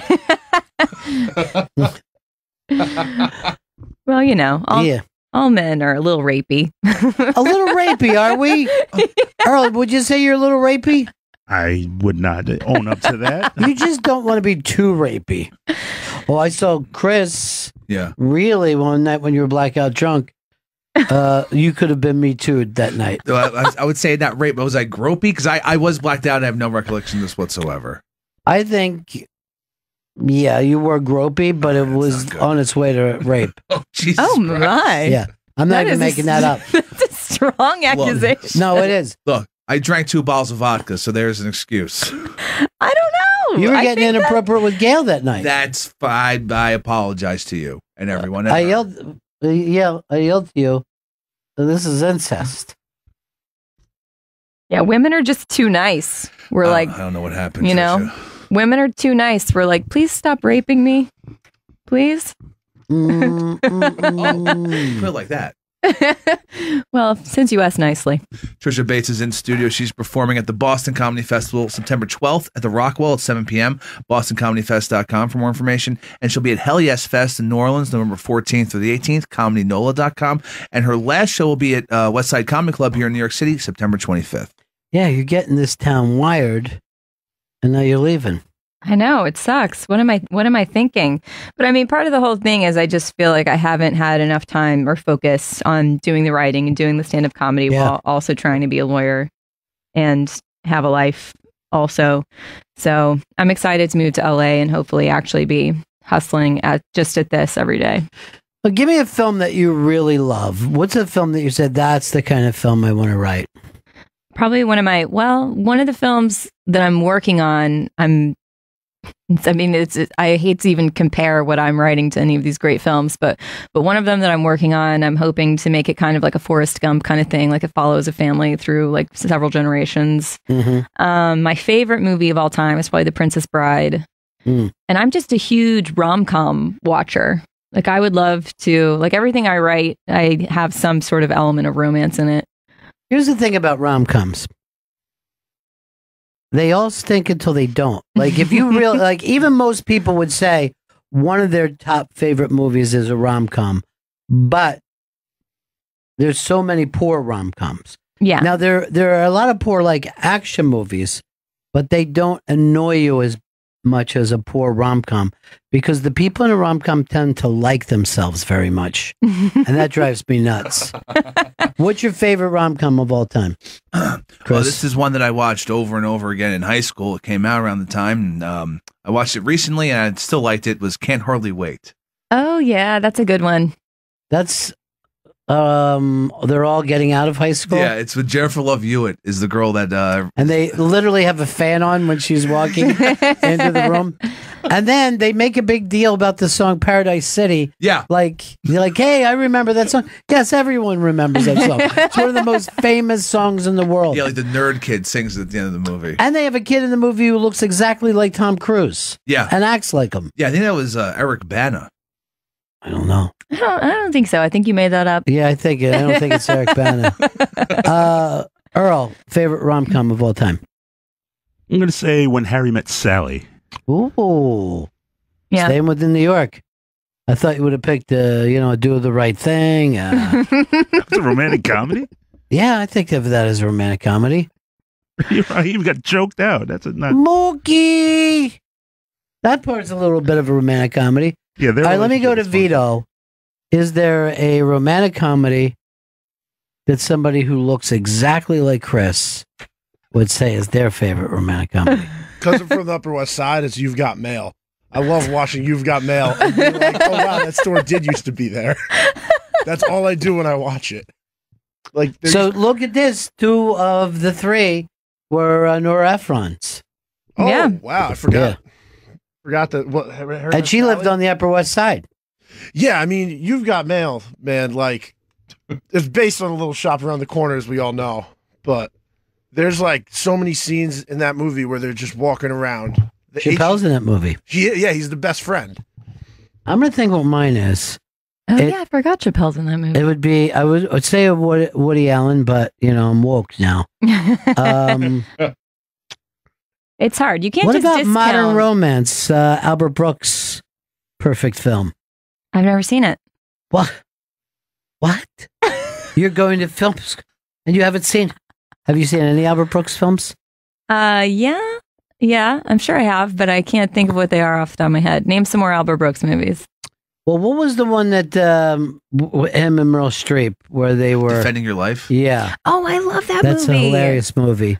I actually do love that movie. Like I watched it when I was really young and I couldn't remember what it was for the longest time. And then I found it online recently and rewatched It's pretty it. close to perfect for that kind of a movie. Yeah. But it is weird that rom-coms are very watchable even when they're not good. You know what I mean? Like people can put them on and just leave it on. Where I don't know whether you can do that with any kind of movie. I'm either watching it or not, but a rom-com can just be on in the background. Yeah, well, because you kind of know they're going to end up together in the end. So that's the whole thing, with the exception Sometimes not until that last second. Yeah. Like they don't like each other until the last second. with the exception of Annie Hall and 500 Days of Summer, and there's probably some others where they actually don't end up together in the end. There's a lot of people who don't like 500 Days of Summer, and I think it's a lot better than it gets credit for. I mean, why don't they like it? I mean, what's not to like about a rom-com, like, generally? It's just kind of like, you know. How about this for a really good rom-com? High Fidelity. High Fidelity is a good one. Yeah, it's a great one. You know what? Some of my favorites are probably more like comedies than they are romantic comedies. Like, I love Forgetting Sarah Marshall. I think that movie's hilarious, and I love Jason Segel in it. I think he's very charming. Well, that was like his last really big hit, right? It was a monstrous hit. Yeah. So big that Russell Brand became a movie star after that happened. They gave him like 2 more movies, and then they're like, okay, we made a mistake. You were so cute in that one movie. Everybody liked you. But no, you shouldn't be Arthur. And it got a spinoff.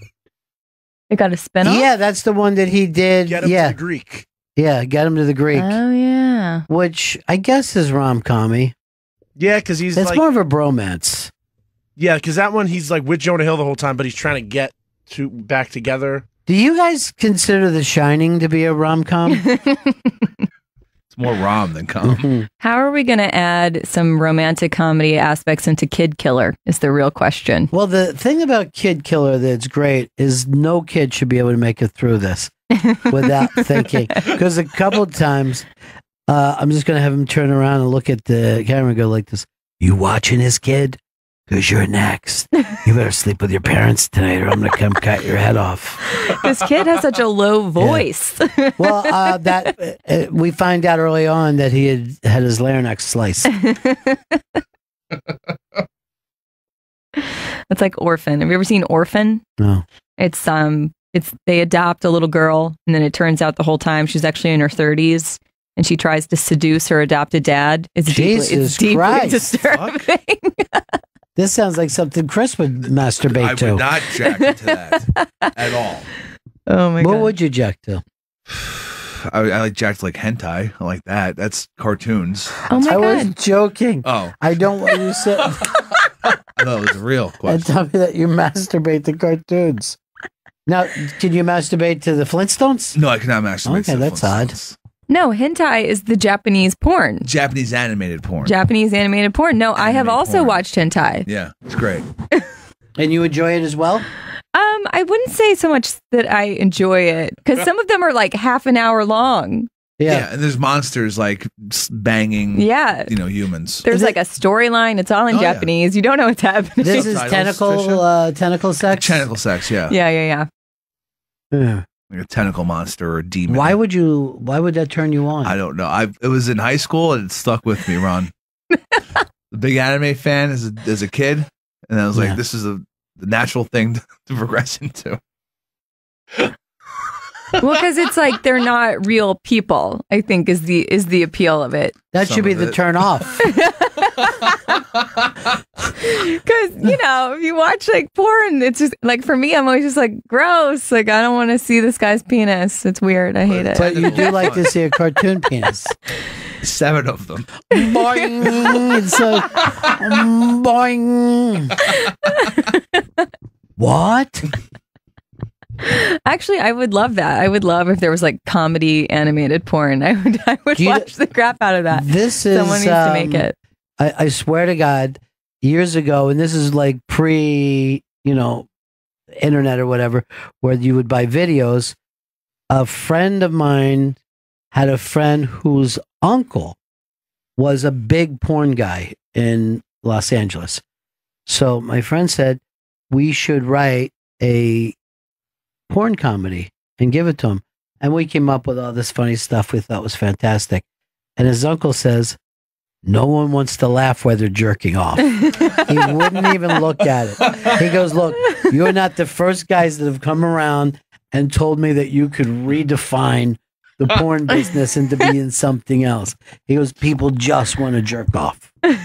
See, this is why you don't try anymore. You did this one thing. You tried to make the comedy porn. It didn't work out. I'm going to be honest. I did very little on it. I mean, I was there, but as they were writing, I was smoking and just enjoying life. Oh my gosh. But that isn't that funny that he said that? Great. And we were like 20, 21 years old when this happened. And when I got that answer, I just fell on the ground laughing. I thought it was the funny. I'm like, yeah, obviously. That makes sense. That's not what they're looking for. No one's like, this is a really witty movie.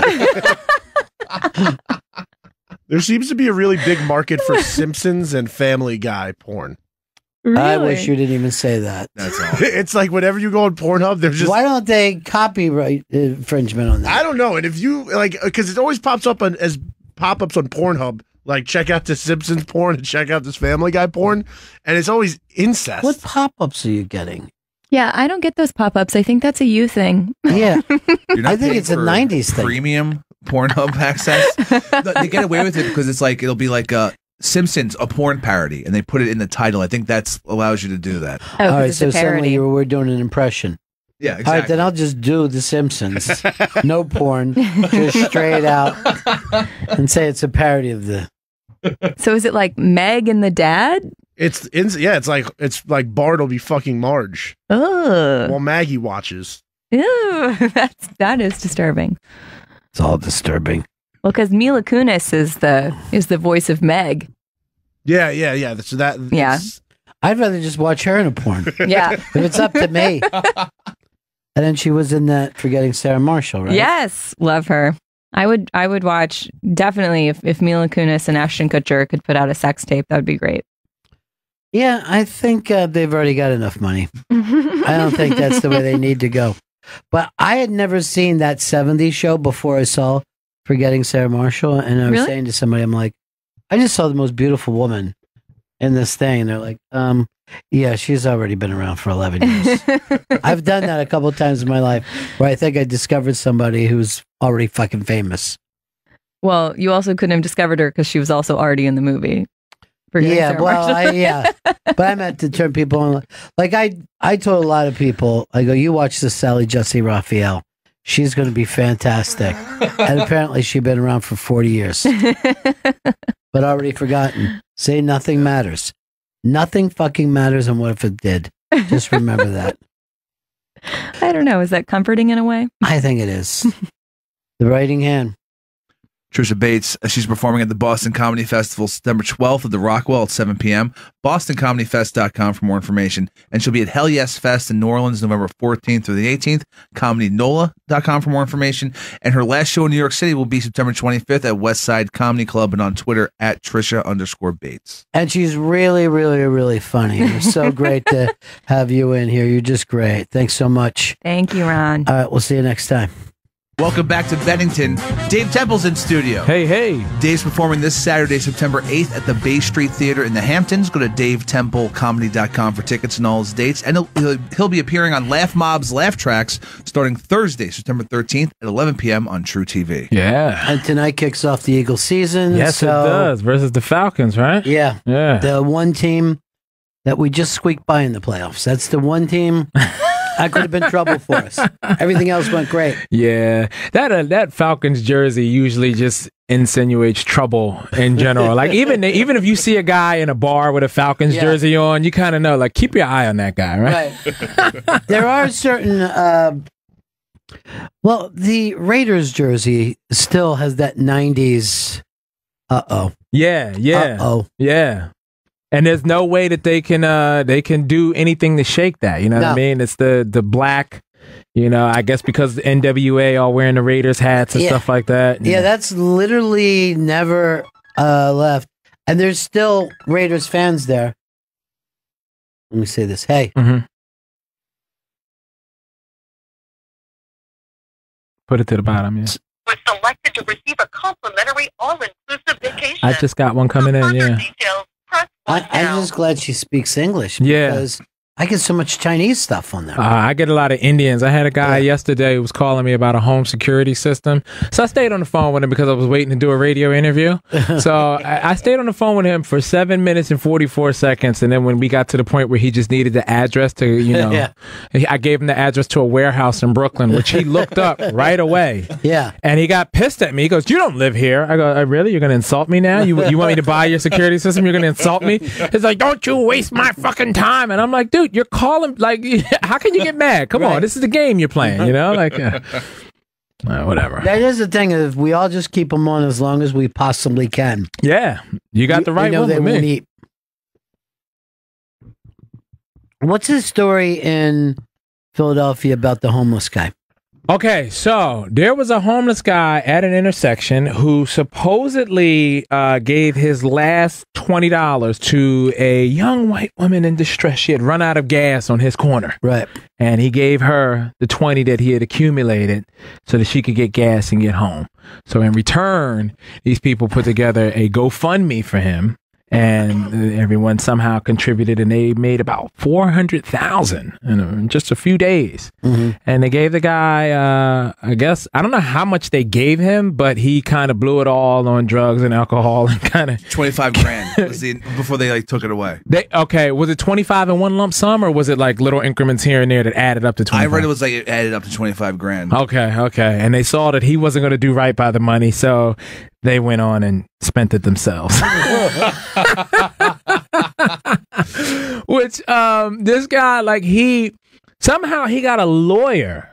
Like, somehow homeless lawyer. Yeah, he got a lawyer, and they went and you know, they're suing, they're going after this couple, you know, to try and recoup some of this money that, I don't know, is he owed the money? Like, how does that work? I don't know. I don't know what I mean, I would suppose that those people felt like they were giving the money to him, not to them. The not to GoFundMe people, the people that were donating the money. Yeah, I would think if I gave that money, I was thinking it was go to the homeless guy. Okay, yeah. But I mean, okay, 25 grand to a homeless guy. That's surprising he's still alive. but here's their thing. Hey, he'll just blow it, and then they blow it. Yeah. I mean, they're basically every bit as homeless as he is. Yeah. Now, I did a bit on this, not like a shameless plug, but I do these goofy little videos on Instagram called Look at It This Way. And I did want to take on this yesterday about, you know, just the fact that a young couple from Jersey, I wouldn't trust a young couple anywhere in Jersey, throughout the entire state. Like, I just feel like Jersey is where young couples go after they've scammed whoever they were scamming with. You know, whether you were running a scam in New York or you were running a scam in Philly, once it's run its course and you go to get away, you go, all right, I'm getting out of here. You know what I mean? And the fact that I'm still just blown away by, you know, how desperate is the lawyer to take on this case? You know, like that you let a homeless guy stumble into your office and go, all right, come on, let me hear you. Let me see what you got going on here. But you are right about South Jersey. South Jersey is the Florida of the Northeast. I'll give you that. Yes, you know yes, I will. I'll give you that. Particularly that Wildwood area. Okay, you're going even that far down. Yeah, I'm going that where it gets really weird. Yeah. Down by the don't let the beaches and the boardwalks fool you. Okay? Yeah. There is nothing to celebrate here. Yeah. Just pain. One of the details of what they spent the money on, because initially people found out about this and like, we spent some of the money. Eventually, it turned out they spent all of it, but some of the money they spent on gambling trips. They were just going to casinos and such. Casinos and just gambling. They're in Jersey and they need to travel to go to casinos. Yeah. Jesus Christ. Yeah. But here's, I bet, what they were thinking, Chris. They win that money, then they could, put it back in. It was their stake. $375,000. Yeah. That's honorable. Yeah. They could go, I'll pay back the homeless guy. Yeah. You treat it very nice when you come in with $400,000 to a casino. Yeah. But I mean, also, it's Jersey. Last summer, remember the governor shut down the beaches due to heat excess warning, but still took his family to the beach. Like, it's just one of my favorite pictures of all time. Yeah, of him sitting there, Just a big fat guy with his feet in the water. And the guy before that was McGreevy before Christie? You know, it all runs together, but you are right that the Jersey governor does something crazy, but it also goes into some kind of national attention. Right, A lot of times they'll get jobs in White Houses. Yeah. Speaking of like those jobs and those kind of offices, they got we're supposed to do another midterm election that's coming up, but no one cares. I haven't seen a commercial or anything yet. You know what I mean? No. Like that's we've got Sex in the City running against Cuomo's kid. Cynthia Nixon and Andrew Who you Cuomo. voting for, Earl? I'm voting for Cynthia Nixon. You're a socialist. Because I hate Cuomo so much that I just can't vote for this guy. Yeah? I can't do it. How did you get to the point of hating a politician? Like, I don't think I've reached the age yet where I pay enough attention to form an opinion. And I feel like I'm supposed to be there now. You know what I mean? Like, I got kids. They're in school. I'm supposed to pay attention to this stuff. How old are your kids? 14 and 7. Yeah, you're ready. You're ready to pay attention to the way the world runs. I don't have any money yet, right? I mean, all right, if I start making some money, I'll pay attention. So that when you see Dave Temple get political, you go, oh, he's got a hold of some cash. Things are happening. Things are doing well for Dave. All right, so that'll be the way to plead it too with the IRS. If I don't know anything about politics, I haven't made any of the money that they're talking about. I don't care how much you see me on TV. If I don't know what's going on, are you going to vote on this, Chris? I'm going to go Cuomo. Because Really? what's Cynthia Nixon going to do to fix But that could be funny. It could be hilarious. You know, somebody was on Sex in the City. Now they're the governor. That's funny. But, you know, this GoFundMe thing, and you guys might all be too young for this, but Marianne from Gilligan's Island has to have a GoFundMe because she had some kind of illness and has no way to pay it off. Oh, and this was America's sweetheart. And especially rerun Sweetheart for many years. Man. Did you ever watch that, Earl? Yes, watch Gilligan's Island religiously. Who did you identify with? I was always the professor guy. I always liked the professor. Nerd. Yes. Total. She didn't make enough. She didn't make as much as the homeless guy. It's kind of sad. Well, she surpassed her goal, though, right? But still, her it's goal Marianne. was She was on $2,000. TV. This homeless guy was just a goddamn viral video. Well, that's her problem. She didn't ask. That's not Marianne from there, you idiot. That's a stranger. I wouldn't have known. Marianne Gilligan's Marianne Island. wasn't going to go out for $3,000. She's going for like 400,000 or something. She wants 100. That says to pay debts, though. Yeah. She's at 52 grand. 52 grand out of 180. Go to TMZ. They're going to connect. Yeah, they'll have the scoop. Google doesn't know what Yeah. they're talking about. Bum, bum, bum. See, she's suffering. You know what? I'm going to go out on a limb just because of the other stuff that she's screwed by medical bills. Yeah. Well, who doesn't get screwed by medical bills? You know? That's why I just don't go. That's why I don't go. I don't want to hear anything bad. Yeah, I might as well just wait till I just fall out. Oh, well, you know? I also feel like this. I think by not going, I probably beat off stuff like cancer like 4 or 5 times now. Yeah. Just have a nice icy juice. It's going to give you all the nutrients you need. And when I really get bad, I'm just going to start smoking crack. Oh, yeah. Yeah, because crack kills any disease that has ever manifested in your body. So that is true. That's the cure. They say a lot of people who had AIDS beat it by smoking crack. What do we got here? Let's see her GoFundMe page to see what she's raised, Chris. 60 grand of 180. Wow. So this homeless guy. Yeah. Because she's only been up for 9 days, but I don't think that homeless guy even had. Those things happen real quick. Once a story like that goes viral, they make a lot of money really quickly. Wow. The homeless guy? Yeah, or like anyone with anyone going viral. Yeah, but the homeless guy made it real quick. Well, why isn't she going viral? She was America's sweetheart. I didn't hear about this until you just said this, though. She Ron. should have gave $20 to some white couple in South Jersey. But that's why I feel like the Jersey thing was a scam. I feel like it was a scam. It was a bleeding heart. It just seems like, it's too.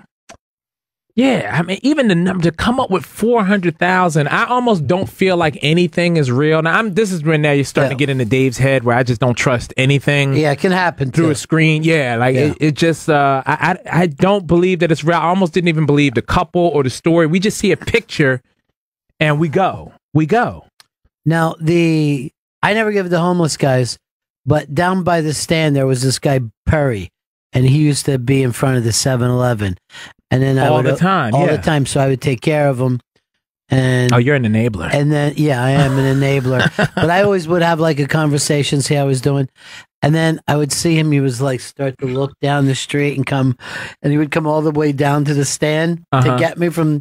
And then a couple of times he came into the club. Wow. And he'd be like, Ron? Yeah. And what was funny is like I would always have conversations with him. And they would start like normal and then he would go into a weird place. And you could say, okay, he's not lazy. He's got a mental problem. Yeah. Okay. I never gave him that much. I've chastised him a little bit every now and again where it's like, you know where he lived? Every day. Nah. Penn Station. He was slept next to the tracks. Oh, I thought you were about to tell me like he lived in Gladwin or something. Like he had a mansion at one time. You know, there is a woman. We used to call her Gladbag, and when I first came to New York, it was snowing, and she was walking down the street, and she's naked with just a trash bag around her. Right? And she's like, "Will you help me?" And we're like, "Fuck yeah, we'll help you." Mm-hmm. And then we saw that she was there all the time, and she kept her clothes down near the train, and she would go change in and out of them. And her job was wearing this Glad bag. And I saw her a couple of weeks ago. Mm-hmm. So it's 18 years, and for some reason she just stays around 57th. Like that's her corner. She doesn't work other places. I saw her too, and yeah, she was wrapped into like huddled up on the ground and with like a cup in front of her, right, making cash. 18 years. Yeah. That's a serious. Yeah, she deserves a pension or something for that. You know what I mean? Yeah. Like, cause there's whoo. And then the Post attacked some. They like followed. All right, so remember the story about a cop bought a homeless guy a pair of boots in the winter. They followed that homeless guy and saw that he had an apartment, and the Post started attacking him. Like, why is this guy begging for money if he has his own apartment? Well, why? Yeah, I mean, I guess so. Why not though? You know what I mean? Yeah. I mean, look how easier it is to get to work. I mean, look at what you guys got to go through to get to your office. Just look at what you got to go through to get into the building. Yeah, that's true. The fact that you can probably make that money without ever entering the building. Yeah. You can just sit out front. Right. And I forgot my badge today. You know what? This is my job now. You know, I'm just going to stay down here and capture people coming in and out. There was, I don't know. Some of these guys will, instead of begging, they'll do the hustle. And a guy had like a piece of wire and was like, "Oh, my car, I got to get back to New Jersey and all that." Mm-hmm. And I'm like, this is a really old bit that you know what I mean? It's like seeing somebody who lifted a joke from Gabe Kaplan. Yes. You know what I mean? Like, Yes. you got to update the material. But I can respect that because they're at least giving me something for my time. See, that's how I feel about singers. Like, if you're singing or dancing, you're an entertainer now, and I'll throw you a buck. That sounds so cold, but I understand where you're coming from. Remember the guy that used to walk around in McDougal Street and just do the street jokes? Yeah. And he'd be like, "Yeah, what's the best nation in the world? A donation. And, all right, what's the best city in the world? Generosity. Come on." And after every punchline, he throws the hat in your face, and you go, "Okay, I got to give this guy something." There was another big muscular guy that used to walk around in the village with a Rikers Island ID. Yeah. And he's talking about, "Yeah, I just came home. I'm not trying to go back to anything. Look, here's my proof." And he would always throw the ID in your face. Yeah. But he's also like huge. So Yeah. there's a slight intimidation factor also. You know, I could be doing something else. And you're like, okay, just here's $5. Just don't touch me. Do you ever notice that a lot of the guys in the train, they'll have this old school tone to their voice, like, "Ladies and gentlemen, yes, I don't mean to bother you at this time. My bills every month come to $18,000. And you're just like, why? How did you guys learn that there's a certain thing for you to do, a certain way to lay that bit out there? I think they teach each other. Yeah. I think they do teach each other because, you know, there's a Like even with the street performers, I've noticed that the street not the street performers, the ones who dance on the train, which you're seeing less of now. Yeah. But, Showtime. The Showtime kids. But they know where the longer stops are. Like in between, and over you know, the bridge, like from Brooklyn to Manhattan. right, and that's when they go, and the whole routine is mapped out.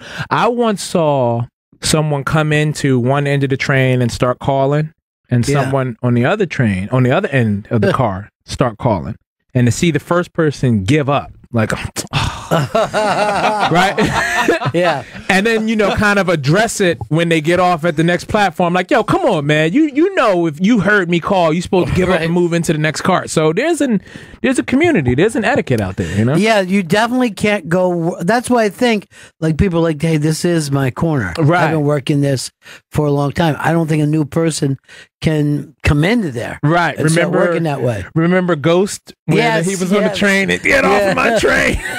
Yeah. This is my train to He haunt. was like a homeless ghost still. Yeah. I didn't throw myself in front of that train. Dave Temple's in studio. He's performing this Saturday, September 8th at the Bay Street Theater in the Hamptons. Go to davetemplecomedy.com for tickets. And Dave will be appearing on Laugh Mob's Laugh Tracks starting Thursday, September 13th at 11 p.m. on True TV and on Instagram at I'm Dave Temple. Yeah. Now, how's the crew doing? You guys all came up from Philly together, right? Oh my God. Still sticking together? Ron, the best thing that without going into too much detail, we're working on something big. Are you really? And we're all doing it together. You know why I'm pissed? Why? Because I had an idea for you guys. I swear to God. Who did you call? Who did you talk to? I talked to somebody. There's a project, and I go, I know just the guys that do this. Yeah. Well, good, as long as you're doing well with it. I hope it all works so now out. that's off the table, huh? No, it's not off Look, the table. We could be working at Trader Joe's in 6 months, man. Come on. That Trader Joe's story was hilarious. Yeah. I felt like that was a scam, too. I felt like his publicists knew exactly what they were doing. Oh, yeah. I felt like that. And then the fact, I don't know whether you saw Tyler Perry offered him a gig, and he goes, no, that's not the way I want to get a job. Oh, he turned that down? Yeah, he turned it down. And I'm like, who turns down a gig? He doesn't want to work for their own network. No, Yes, that's exactly what was happening. Let me hold off for a Spielberg, some kind of a tentpole thing. Yeah. What was happening all that time? I haven't got an answer yet. Where was Vito when this was all happening? He was he's loading the replay because we don't have anyone else loading the replay, so that it's up on time. But yeah, he loads during the show. Yeah, that's where we're at. Was this radio talk? Yeah. Yeah, but I've been things have been good. I got to travel a little bit. Yeah. I just came back from I was in Jamaica last month. I got to go to Ocho Rios. And you're doing stand up there? Yeah, a little bit, and then it just also happened to work out that someone that I knew was renewing their vows, so we got to extend the vacation. Now, when you do stand up on a resort, you know you get to charge anything to the resort, so that gives me the chance to like really live a superstar, rock star lifestyle. I love that. Right. Every once in a while, they'll give you a giant suite, and you're like, I don't know how this is happening. Right. Yeah. But I tried some stuff that was out of the norm for me. I did swimming with the dolphins. If any of you guys ever... Yeah. Did you like it? Yeah. Fuck no, I didn't like it. What didn't you like? I got raped. They are horny. Yeah, Dolphins are horny. They just had one that they had to like, I don't know whether they put him down or whatever out in like the French Cove. Yeah. That he was like taking people out and not bringing them back. You know what I mean? Because he became so ostracized from dolphins that he preferred people. Right. And he was like longing for this attention from people. So, but in my situation, this is my first time ever dealing with anything, you know, and they got the little, what do you call those things? The little brochures and stuff in the lobby in the resort where you could sign up for activities and excursions. And me and my lady, we tried the dolphin thing. I don't know why. I know why. I'm a city kid. I didn't know how this shit works. I thought they take you on a little boat or some little jet skis and take you out where the dolphins are. Yeah. They know where the dolphins hang out. And, you know, they just kind of introduce you and you guys just have at it for about an hour. That's what I thought it was going to be. At the end of the beach where no one is swimming, they basically have a prison that they keep these dolphins locked in. Pen. Yeah, they're literally in cells. And then like, all right, it's time for people to come out. These people have paid money. They open the cells, throw some fish around, get them all riled up, and then they just throw you in the fucking water. And I'm like, whoa, this is This Yeah. is different. And the dolphins didn't have, there's no facial expression, so I'm not 100% sure how they feel about what's going on. No one wanted to go first. I got my lady with me, so I'm trying my best to, man up. So I volunteer to go first, and I swim out into the yard, if you will,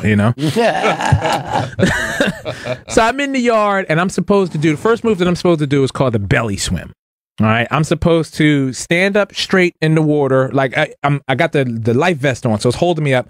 I'm supposed to hold my arms out straight in front of me, tap the water rapidly, and the dolphins will swim up in front of me. He's going to pop up in front of me. His fins will fall into my hands, and I'm supposed to be on his belly, and he'll swim underneath of me and take me back to the dock. That's what's supposed to happen. All right. When this dolphin popped up in front of me, it blew my. It's a 500-pound dolphin, and it's not like Flipper with the little like you can hear the blowhole and all this stuff. It's like it's overwhelming. Yeah. And he does what he's supposed to do. He falls back. I'm on his belly, but this dolphin is underneath of me swimming. And it's like a weird humping motion. It's like this tail is banging into my torso and all in between my legs. All of my homophobia kicked in when I'm like, I don't like this. I don't want this. And I'm looking down like I'm worried that I'm going to see like a dolphin penis, like an erect dolphin penis. So I let go. And they're like, yo, what are you doing? Get back on the dolphin. I'm like, I don't want to touch him. I don't want to deal with it. So they're telling me like, well, you got to get out of the way and give someone else a chance to go next. So I'm trying to swim out of the way, but I'm black. I don't really swim all that well, so it's not going too well. They're like, all right, you gotta get out of the way. They tell me, all right, lay flat on your stomach, point your toes to the ground, and the dolphin will push you by the heels of your feet. That way you don't have to touch him. And I give that a try. And I don't know how to communicate it with him, but they told him what to do. I laid down flat, and this 500-pound dolphin with a running start rushes right at me. And when his nose hits the arches of my feet, naturally, because I'm a man and I don't want my feet touched, I move my feet out of the way. My feet immediately spread as soon as the dolphin touched the arches of my feet. So now he's got a straight shot at my gooch. You know what I mean? Like just bottlenose, boom, ramming me right where my vagina would be. And that's how he pushed me back to the dock. I'm yelling and screaming. I'm trying to throw punches and everything, and it's just not working. This dolphin's got a clear shot, and it was terrible. So I made sure I destroyed any evidence. I would not buy any pictures, any DVDs. Hell with that. Like that is wild, though. Remember we had that dolphin rape thing? Yeah, where it like jumped into a ship. Really? Jumped into a ship. I believe it was, or maybe like a dock of some sort. Oh boy. Oh, and he landed on the girl, or?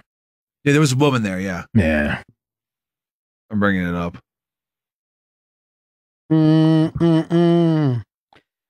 Just hit dolphin rape on the iBang. I did. And there's plenty of stories. Yeah. I think this dolphin hangs fin off a ship. I think dolphin rape might be the biggest story of all time. Dolphin rapes woman wearing bikini is the entire name. Hey, put Joel in the system too, would you, Chris? Got it. Still looking for it? Still looking. Do we need to break once before the end? Yeah, we should take one more break for that. All right, let's take a break. We'll come back. The rest of the show is dedicated to Burt Reynolds, and passed away today. Really? Burt Reynolds. Holy smokes! Look at, according to this, murdered. Murdered? No, I made it. It would be a weird way to go out though after all these years. All these years, right? Yeah. You don't want to make it that long and then it's still murdered. All right. Right back. It's the Bennington Show. Welcome back to Bennington. Thanks. Dave Temple's in studio. He's performing this Saturday, September 8th at the Bay Street Theater in the Hamptons. DaveTempleComedy.com for tickets. And he's appearing on Laugh Mob's Laugh Tracks starting Thursday, September 13th at 11 p.m. on True TV. Yeah. Chris, you put up a story about the odds of everybody going to the Super Bowl this year, too? Yes, I did. Yes. Now, do you ever bet that? I'm always tempted, but I never actually do. Why? I feel like I you don't want to wait that long to lose your money? Exactly. I want to know in 3 hours max. I have a friend, Mitchell Walters, who was like, I'll only bet horse racing. I can't wait through a basketball game to find out whether I win or not. I got to know in 2 minutes. Wow. Yeah, isn't that crazy? Yeah. The gambling addiction, I have all the addictions until you get to the gambling addiction. Right. And one I think is, I don't care that much about money. You know what I mean? Like, I'm not all that much happier with About a bag of winning the money. money. Yeah, it just doesn't make me as happy. Well, I don't think it's But the money, not losing- the addiction. I think Yeah. it's the energy. anticipation of finding out, and Yeah. it makes the game way more exciting. Oh, you will become a fan of any game. Yeah, if you yeah. put money on it. Mm-hmm. All right, what are we looking at? All right, so 538.com. Yeah. They used an algorithm. Now, these are the guys that fucking said Trump was going to lose the election, too. Yes. So be careful. Yeah. They have the likelihood, they have wins and losses for every team over the course of the season, and who's All right. most likely to win the Super Bowl. All right. First of all, before you even go to winner, is Cleveland still in last place, or is someone, because they've got one win over 2 seasons. No team has been as bad as that in the history of the NFL. They have under 1% chance somehow of winning the Super Bowl. They're dead last. Dead last. How do you come into work every day? I don't know. I mean, even you figure even what's the league minimum? 400,000 or Yeah. something like that. Like, could you still go in every day for 400,000? No. I mean, you know how bad it feels to lose too. It's just bad. And somebody played there and has only had one good Sunday over the last 2 years. Right. You practice, what, 4 days a week. You have to diet, Yes. exercise nonstop. Everything hurts. It's a game where, you're like still hurting on Thursday from Sunday's game. Right. And no wins whatsoever. And you figure, even if you're pulling in that kind of coin, but with that record, your children don't really respect you. Right? No. Because they're hearing shit at school. The kids at school are brutal to them. Oh my God. Whew. Who's still? Don't tell me the Patriots. Somehow this algorithm has figured out the Patriots have the best chance to win the Super Bowl. Who's second? Philadelphia Eagles. See, I don't see that. I don't see Based us, off of what? Yeah. I don't see us going back to back, and I have no idea whether our quarterback is okay. Who are we using this year? Because I didn't follow that. Well, Did we we're get gonna- rid of Winston? Yeah, we're going to start with Foles, but, he knows he's sitting down as soon as the other guy's healthy. But look how long that is being injured. I mean, that's been, 7 months? Yeah. 8 months? More, I think. Yeah. More. Maybe 9 months. That's got to fuck with Wentz's mental also. Yeah. Jeez. I mean, like, they just do not believe in him at all. No. There's nothing that he can do to earn that starting Nick spot. Foles wins the Super Bowl for the first time in the history of Philadelphia Eagles. They're like, not good enough. Not what we were looking for. Right. It's not an easy town. It is not an easy town. All right, who else is at the top? Minnesota is third. I mean, Minnesota should be even higher ranked. They went all the way to the championship game, and then they got a better quarterback. Yeah. And their defense is, they didn't lose, they won on defense, and their defense is great. But you don't know. People get injured so easily in that league. Was that the NFC? Yeah. Okay, I can see that. I find Atlanta being fourth surprising. They went into the playoffs last year. They were one play away from beating Philadelphia, one catch, which if you would go back and watch it, I felt like he should have had it. Yeah, which is amazing to see Philadelphia ranked at number 2, knowing that the only reason why we're there is because of that play. you know? That play was unbelievable. Yeah. And Pittsburgh is fifth. Pittsburgh is always fifth, no matter what happens. For the last 40 years, people are like, they're fifth. I think it's ridiculous that Le'Veon Bell, their star running back, he's not showing up for camp or for any preseason games. Now everyone's turned on him. Everyone's just trashing the shit out of the guy. Bo Jackson didn't need any. You know what I mean? Like, Bo Jackson was like, I'm an athlete. I'm going to play baseball. And then when camp is over, I'm going to come and play football. And everyone's like, okay. Go ahead. Yeah, go ahead and do it.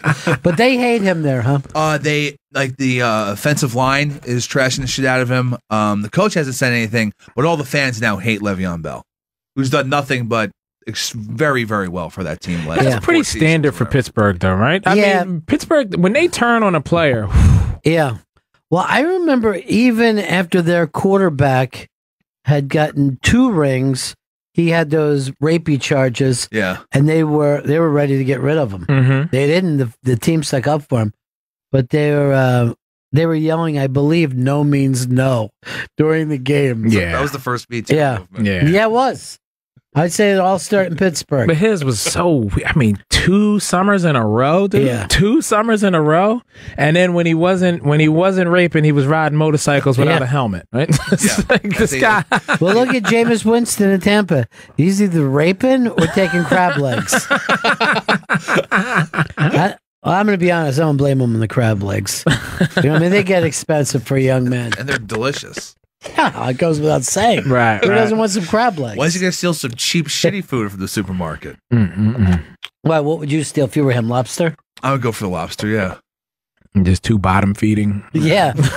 At least steal some organic food. Does anyone steal organic vegan food? I've never heard of anyone doing this. It's a great question. Yeah. No one ever says this vegan place was robbed and all the tofu was missing. They wouldn't see it coming, would they? They wouldn't know what to do. Earl, Earl's back there. I can't even see you guys. Vito, are you still dieting? I try to, but it happens every other week. Like, what do you mean other week? 1 week I'll be like, you know what? I'm fucking doing great. I'm not gonna cheat. I'm not gonna do anything. How much have you lost? I don't weigh myself, but I went down a shirt size, and my pants. From what to what? I'm really interested. I went from 3X to a 2X. Wow, congratulations. And my jeans, I went down from like a 48 to a 44. Okay, that's good. You're on your way. I'm a medium right now. So you actually went out and bought 44s, or will No, you? don't buy. Yeah, just hold. Are you going to hold out until you get down to like a 38? Wear some sweats for a while. Yeah, do me that favor. Because like when I'm losing weight, I'm either too afraid that I'm gonna gain it back, or I don't want to waste money if I'm gonna lose more weight. So I usually just wear like large clothing for a good amount. Do you ever see like some people will wear the same size their whole life? Yeah. Like, I think my brother has worn the same size since he was in high school. And I'm like, that consistency, I don't understand. Should be impossible. Yeah. But then, you know, the downside for him is he'll never know if he could look better some way. He doesn't have that up and down, like where people are going, hey, you look great. No, he's just looked the same. They get used to it. Well, no one likes you when you lose weight. I don't know anyone who's lost a tremendous amount of weight and people went, you look good. People always go, oh, you went too far, or I liked you better, heavier, you know, and it's a weird thing. Like, it's almost like, I guess like losing weight is almost like becoming rich. It is. It seems like in theory, everyone should be happy for you, but they aren't. Right. And I have a friend, he lost weight and has kept it off. And people will say they think he has AIDS. Yeah. I go, if he had AIDS, he would have died 6 years ago. He's keeping the weight off. We're not helping this case at all. Keep the weight, okay? Don't lose any weight. No one's going to like you. No, I'll say this. Get AIDS. Okay. And force them to apologize. Get AIDS and then smoke crack to kill it, and you'll be fine, all right? Did you see Jonah Hill got kind of fat again? Yeah, yes, of course he goes did. back and already, forth. but like he was looking great like a month or two ago, and then I saw a picture of him earlier today, and he's like kind of fucking chunky again. Let's take a look at him. It's that basketball jersey. It feels good to get fat. Like, no wonder. He's a you know what? It feels like he deserves it. Jersey tucked in? Yeah, I can't stand people who tuck. The fuck? Fuck this guy. And it doesn't have the team name on it. Are those? Oh, no, this is not real. This is Photoshopped. Those tattoos and shit aren't real, are they? Yeah, they are. All the young hipsters are just tatted up as much as they can. This poor guy. It's on a Twitter account that says John Hub. I know. What is that? John. He's going for the Johns. John Hub. You're verified. I saw Earl stick his head in just to laugh at that thing. He just went around the corner like this. But Jonah will get so fat that he looks like he's going to die. Yeah, he loses the most amount of weight he's ever lost, and then he goes to the biggest he's ever been. It's like a guy blowing up a balloon, like. So we're basically saying Jonah's a blowfish, huh? Yeah. When his career is threatened. Yes. But here's the thing with you, Vito. Yeah. Just eat as much as you want. Okay. Okay. Okay. And be with an AIDS patient. Have sex with an AIDS patient. And then I'll just Yeah. Oh, I should have said that. You're right, Chris. Yeah. I should have said unprotected. I didn't do that. That's my bad for not being specific enough. Because I was about to wear a condom and I would have looked No, like an no. idiot. You look like That's a fool. waste of time. And I'm just having sex for no reason. Yeah, sex with a condom is just masturbating with a person. You know, like just... Yes. What's the point? What did you guys think about that brothel in Toronto with the sex toys? I didn't know this story. You didn't hear? Okay, No. so they've opened up a brothel in Toronto, but instead of it being women, there's sex dolls in every room. And some feminists seem to be upset about this because they feel like it's dehumanizing to women. You know what I mean? It's just like, well, it is dehumanizing. These aren't humans. Yeah. Are you saying if they weren't shaped like a human, if it was just a fucking couch with a hole in it Right. that felt good to fuck, you wouldn't mind? But the fact that they have a human face. Yeah, yeah. I mean, but you gotta love the innovation. Whoever came up with this, whoever was just tired of managing the women Right. and just go, you know what? fuck this. Fuck this. And, you know, they just put women in there. Yeah. I mean, because that also just goes to show how desperate some guys are to just get a nut off. You know what I mean? Like, we're just like, whatever. Look, yeah. I'm finding that more young people are more comfortable masturbating than they are dating. They don't like to date because they were raised on porn. Mhm. You had a little time to yourself before you had free porn, right? Yeah, yeah. And if you came into this at 13 years old, where you just had a porn fucking studio in your In your bedroom, hand, basically. yeah, yeah. You know? Yeah, I And don't know how I would have ever stopped. I can't imagine, because I was totally turned on by an image. The pictures in a and the magazine. magazines, yeah. I don't know if a kid could jerk off with that today. Now, for me, I was around for the VHS tapes, which Right. for some reason they were always brightly colored like Disney movies. It was like, you know, like Nickelodeon used to make orange tapes, and so would porn. It'd be the orange That's or bright red. hilarious. It's so weird, right?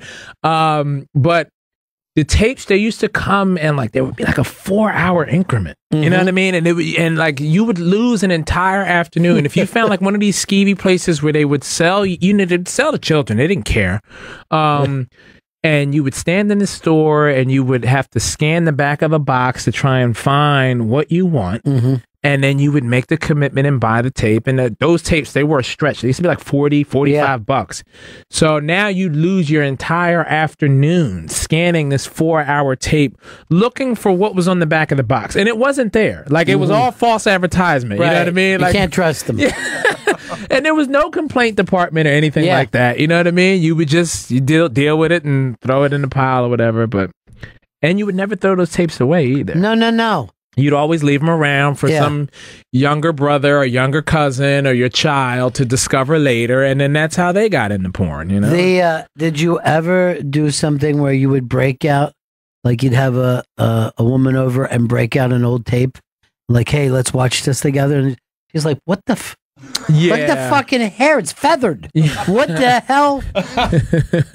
You're like, I guess I've had that for a while, but it's an old, it's an old faithful for me. Okay. Yeah. Do you ever find yourself, because you have lost the old faithfuls, do you ever find yourself still trying to find those in the modern search engines?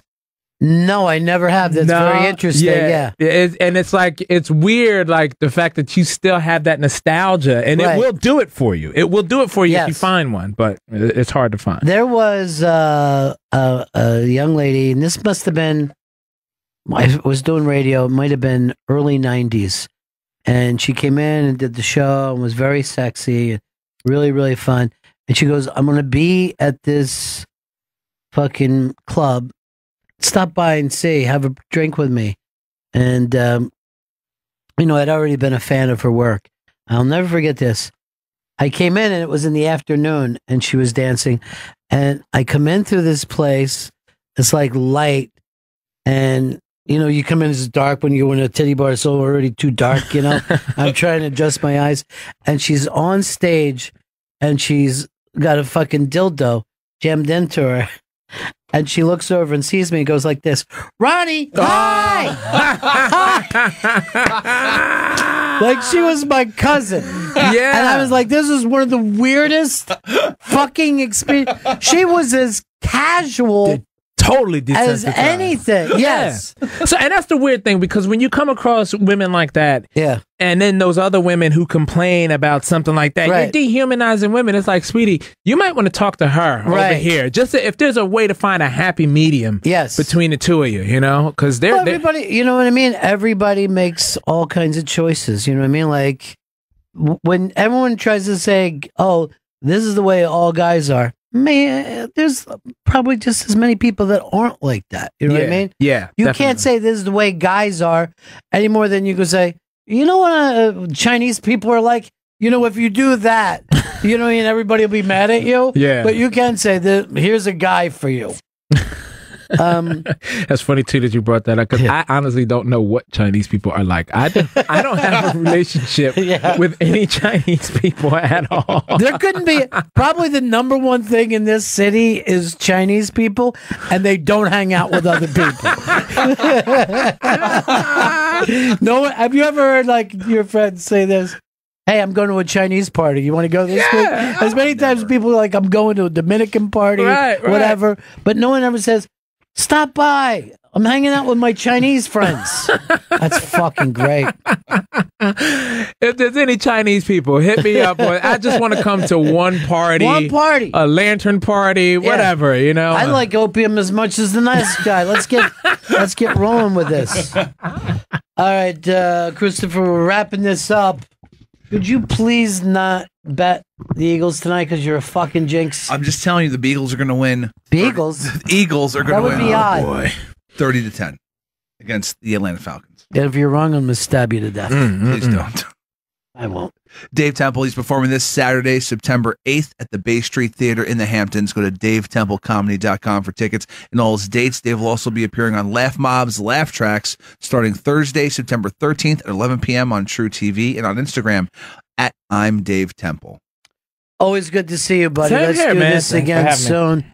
I like the AA show. That's a save. That's a collector's item now. I know. I didn't even realize until I was getting off the elevator. I was like, oh shit. Like, is this okay to walk in here with this? You know? That's really funny. I don't know the number of friends that you and I have now, Chris. They're like, yeah, let's not bring up our friendship with them. But I haven't seen Artie lately. Have you? No, but I've done shows with people in Jersey that have like they produce shows, Yeah. and he's like on the bill coming like yeah. the month after or the week after. So he's out, he's working, you know. Yeah, good for him. Nobody is more liked than that guy. Yeah. Also, Trisha Bates was in studio today. She's performing at the Boston Comedy Festival September 12th at the Rockwell at 7 p.m. BostonComedyFest.com for more information. And she'll also be at Hell Yes Fest in New Orleans, November 14th through the 18th, ComedyNola.com for more information. All right, that is it for us. Vito, spoiler alert. You think the same person's getting voted out tonight? Yeah. Because did you watch last night? I watched last night, and on the feeds, it's been kind of like wishy-washy, but it looks like what that we person. thought earlier. Yeah. Okay. All right, that's it for us. Chris, again, please, for my sake, change your vote. Ron, I love you. I seriously you. do. I seriously Thank do. you. But I'm not changing because I'm not a jinx, because I believe in this pick. I believe the Eagles will win 30-10 tonight against Atlanta Falcons. Matt Ryan's offensive coordinator is a booze-brained idiot. All right, Okay. That's what I'm telling you that. Let's not wish that like on anybody, that. though. You know what I mean? That's a disease as much as anything I else. know, but I mean, Let's get woke, dude. He got drummed out of college, and somehow the Falcons picked him. Yes. You've made You know the why? game He des- interesting for me tonight. He deserves a second chance, okay? It's been through a lot. All right, that's it for us. See you tomorrow.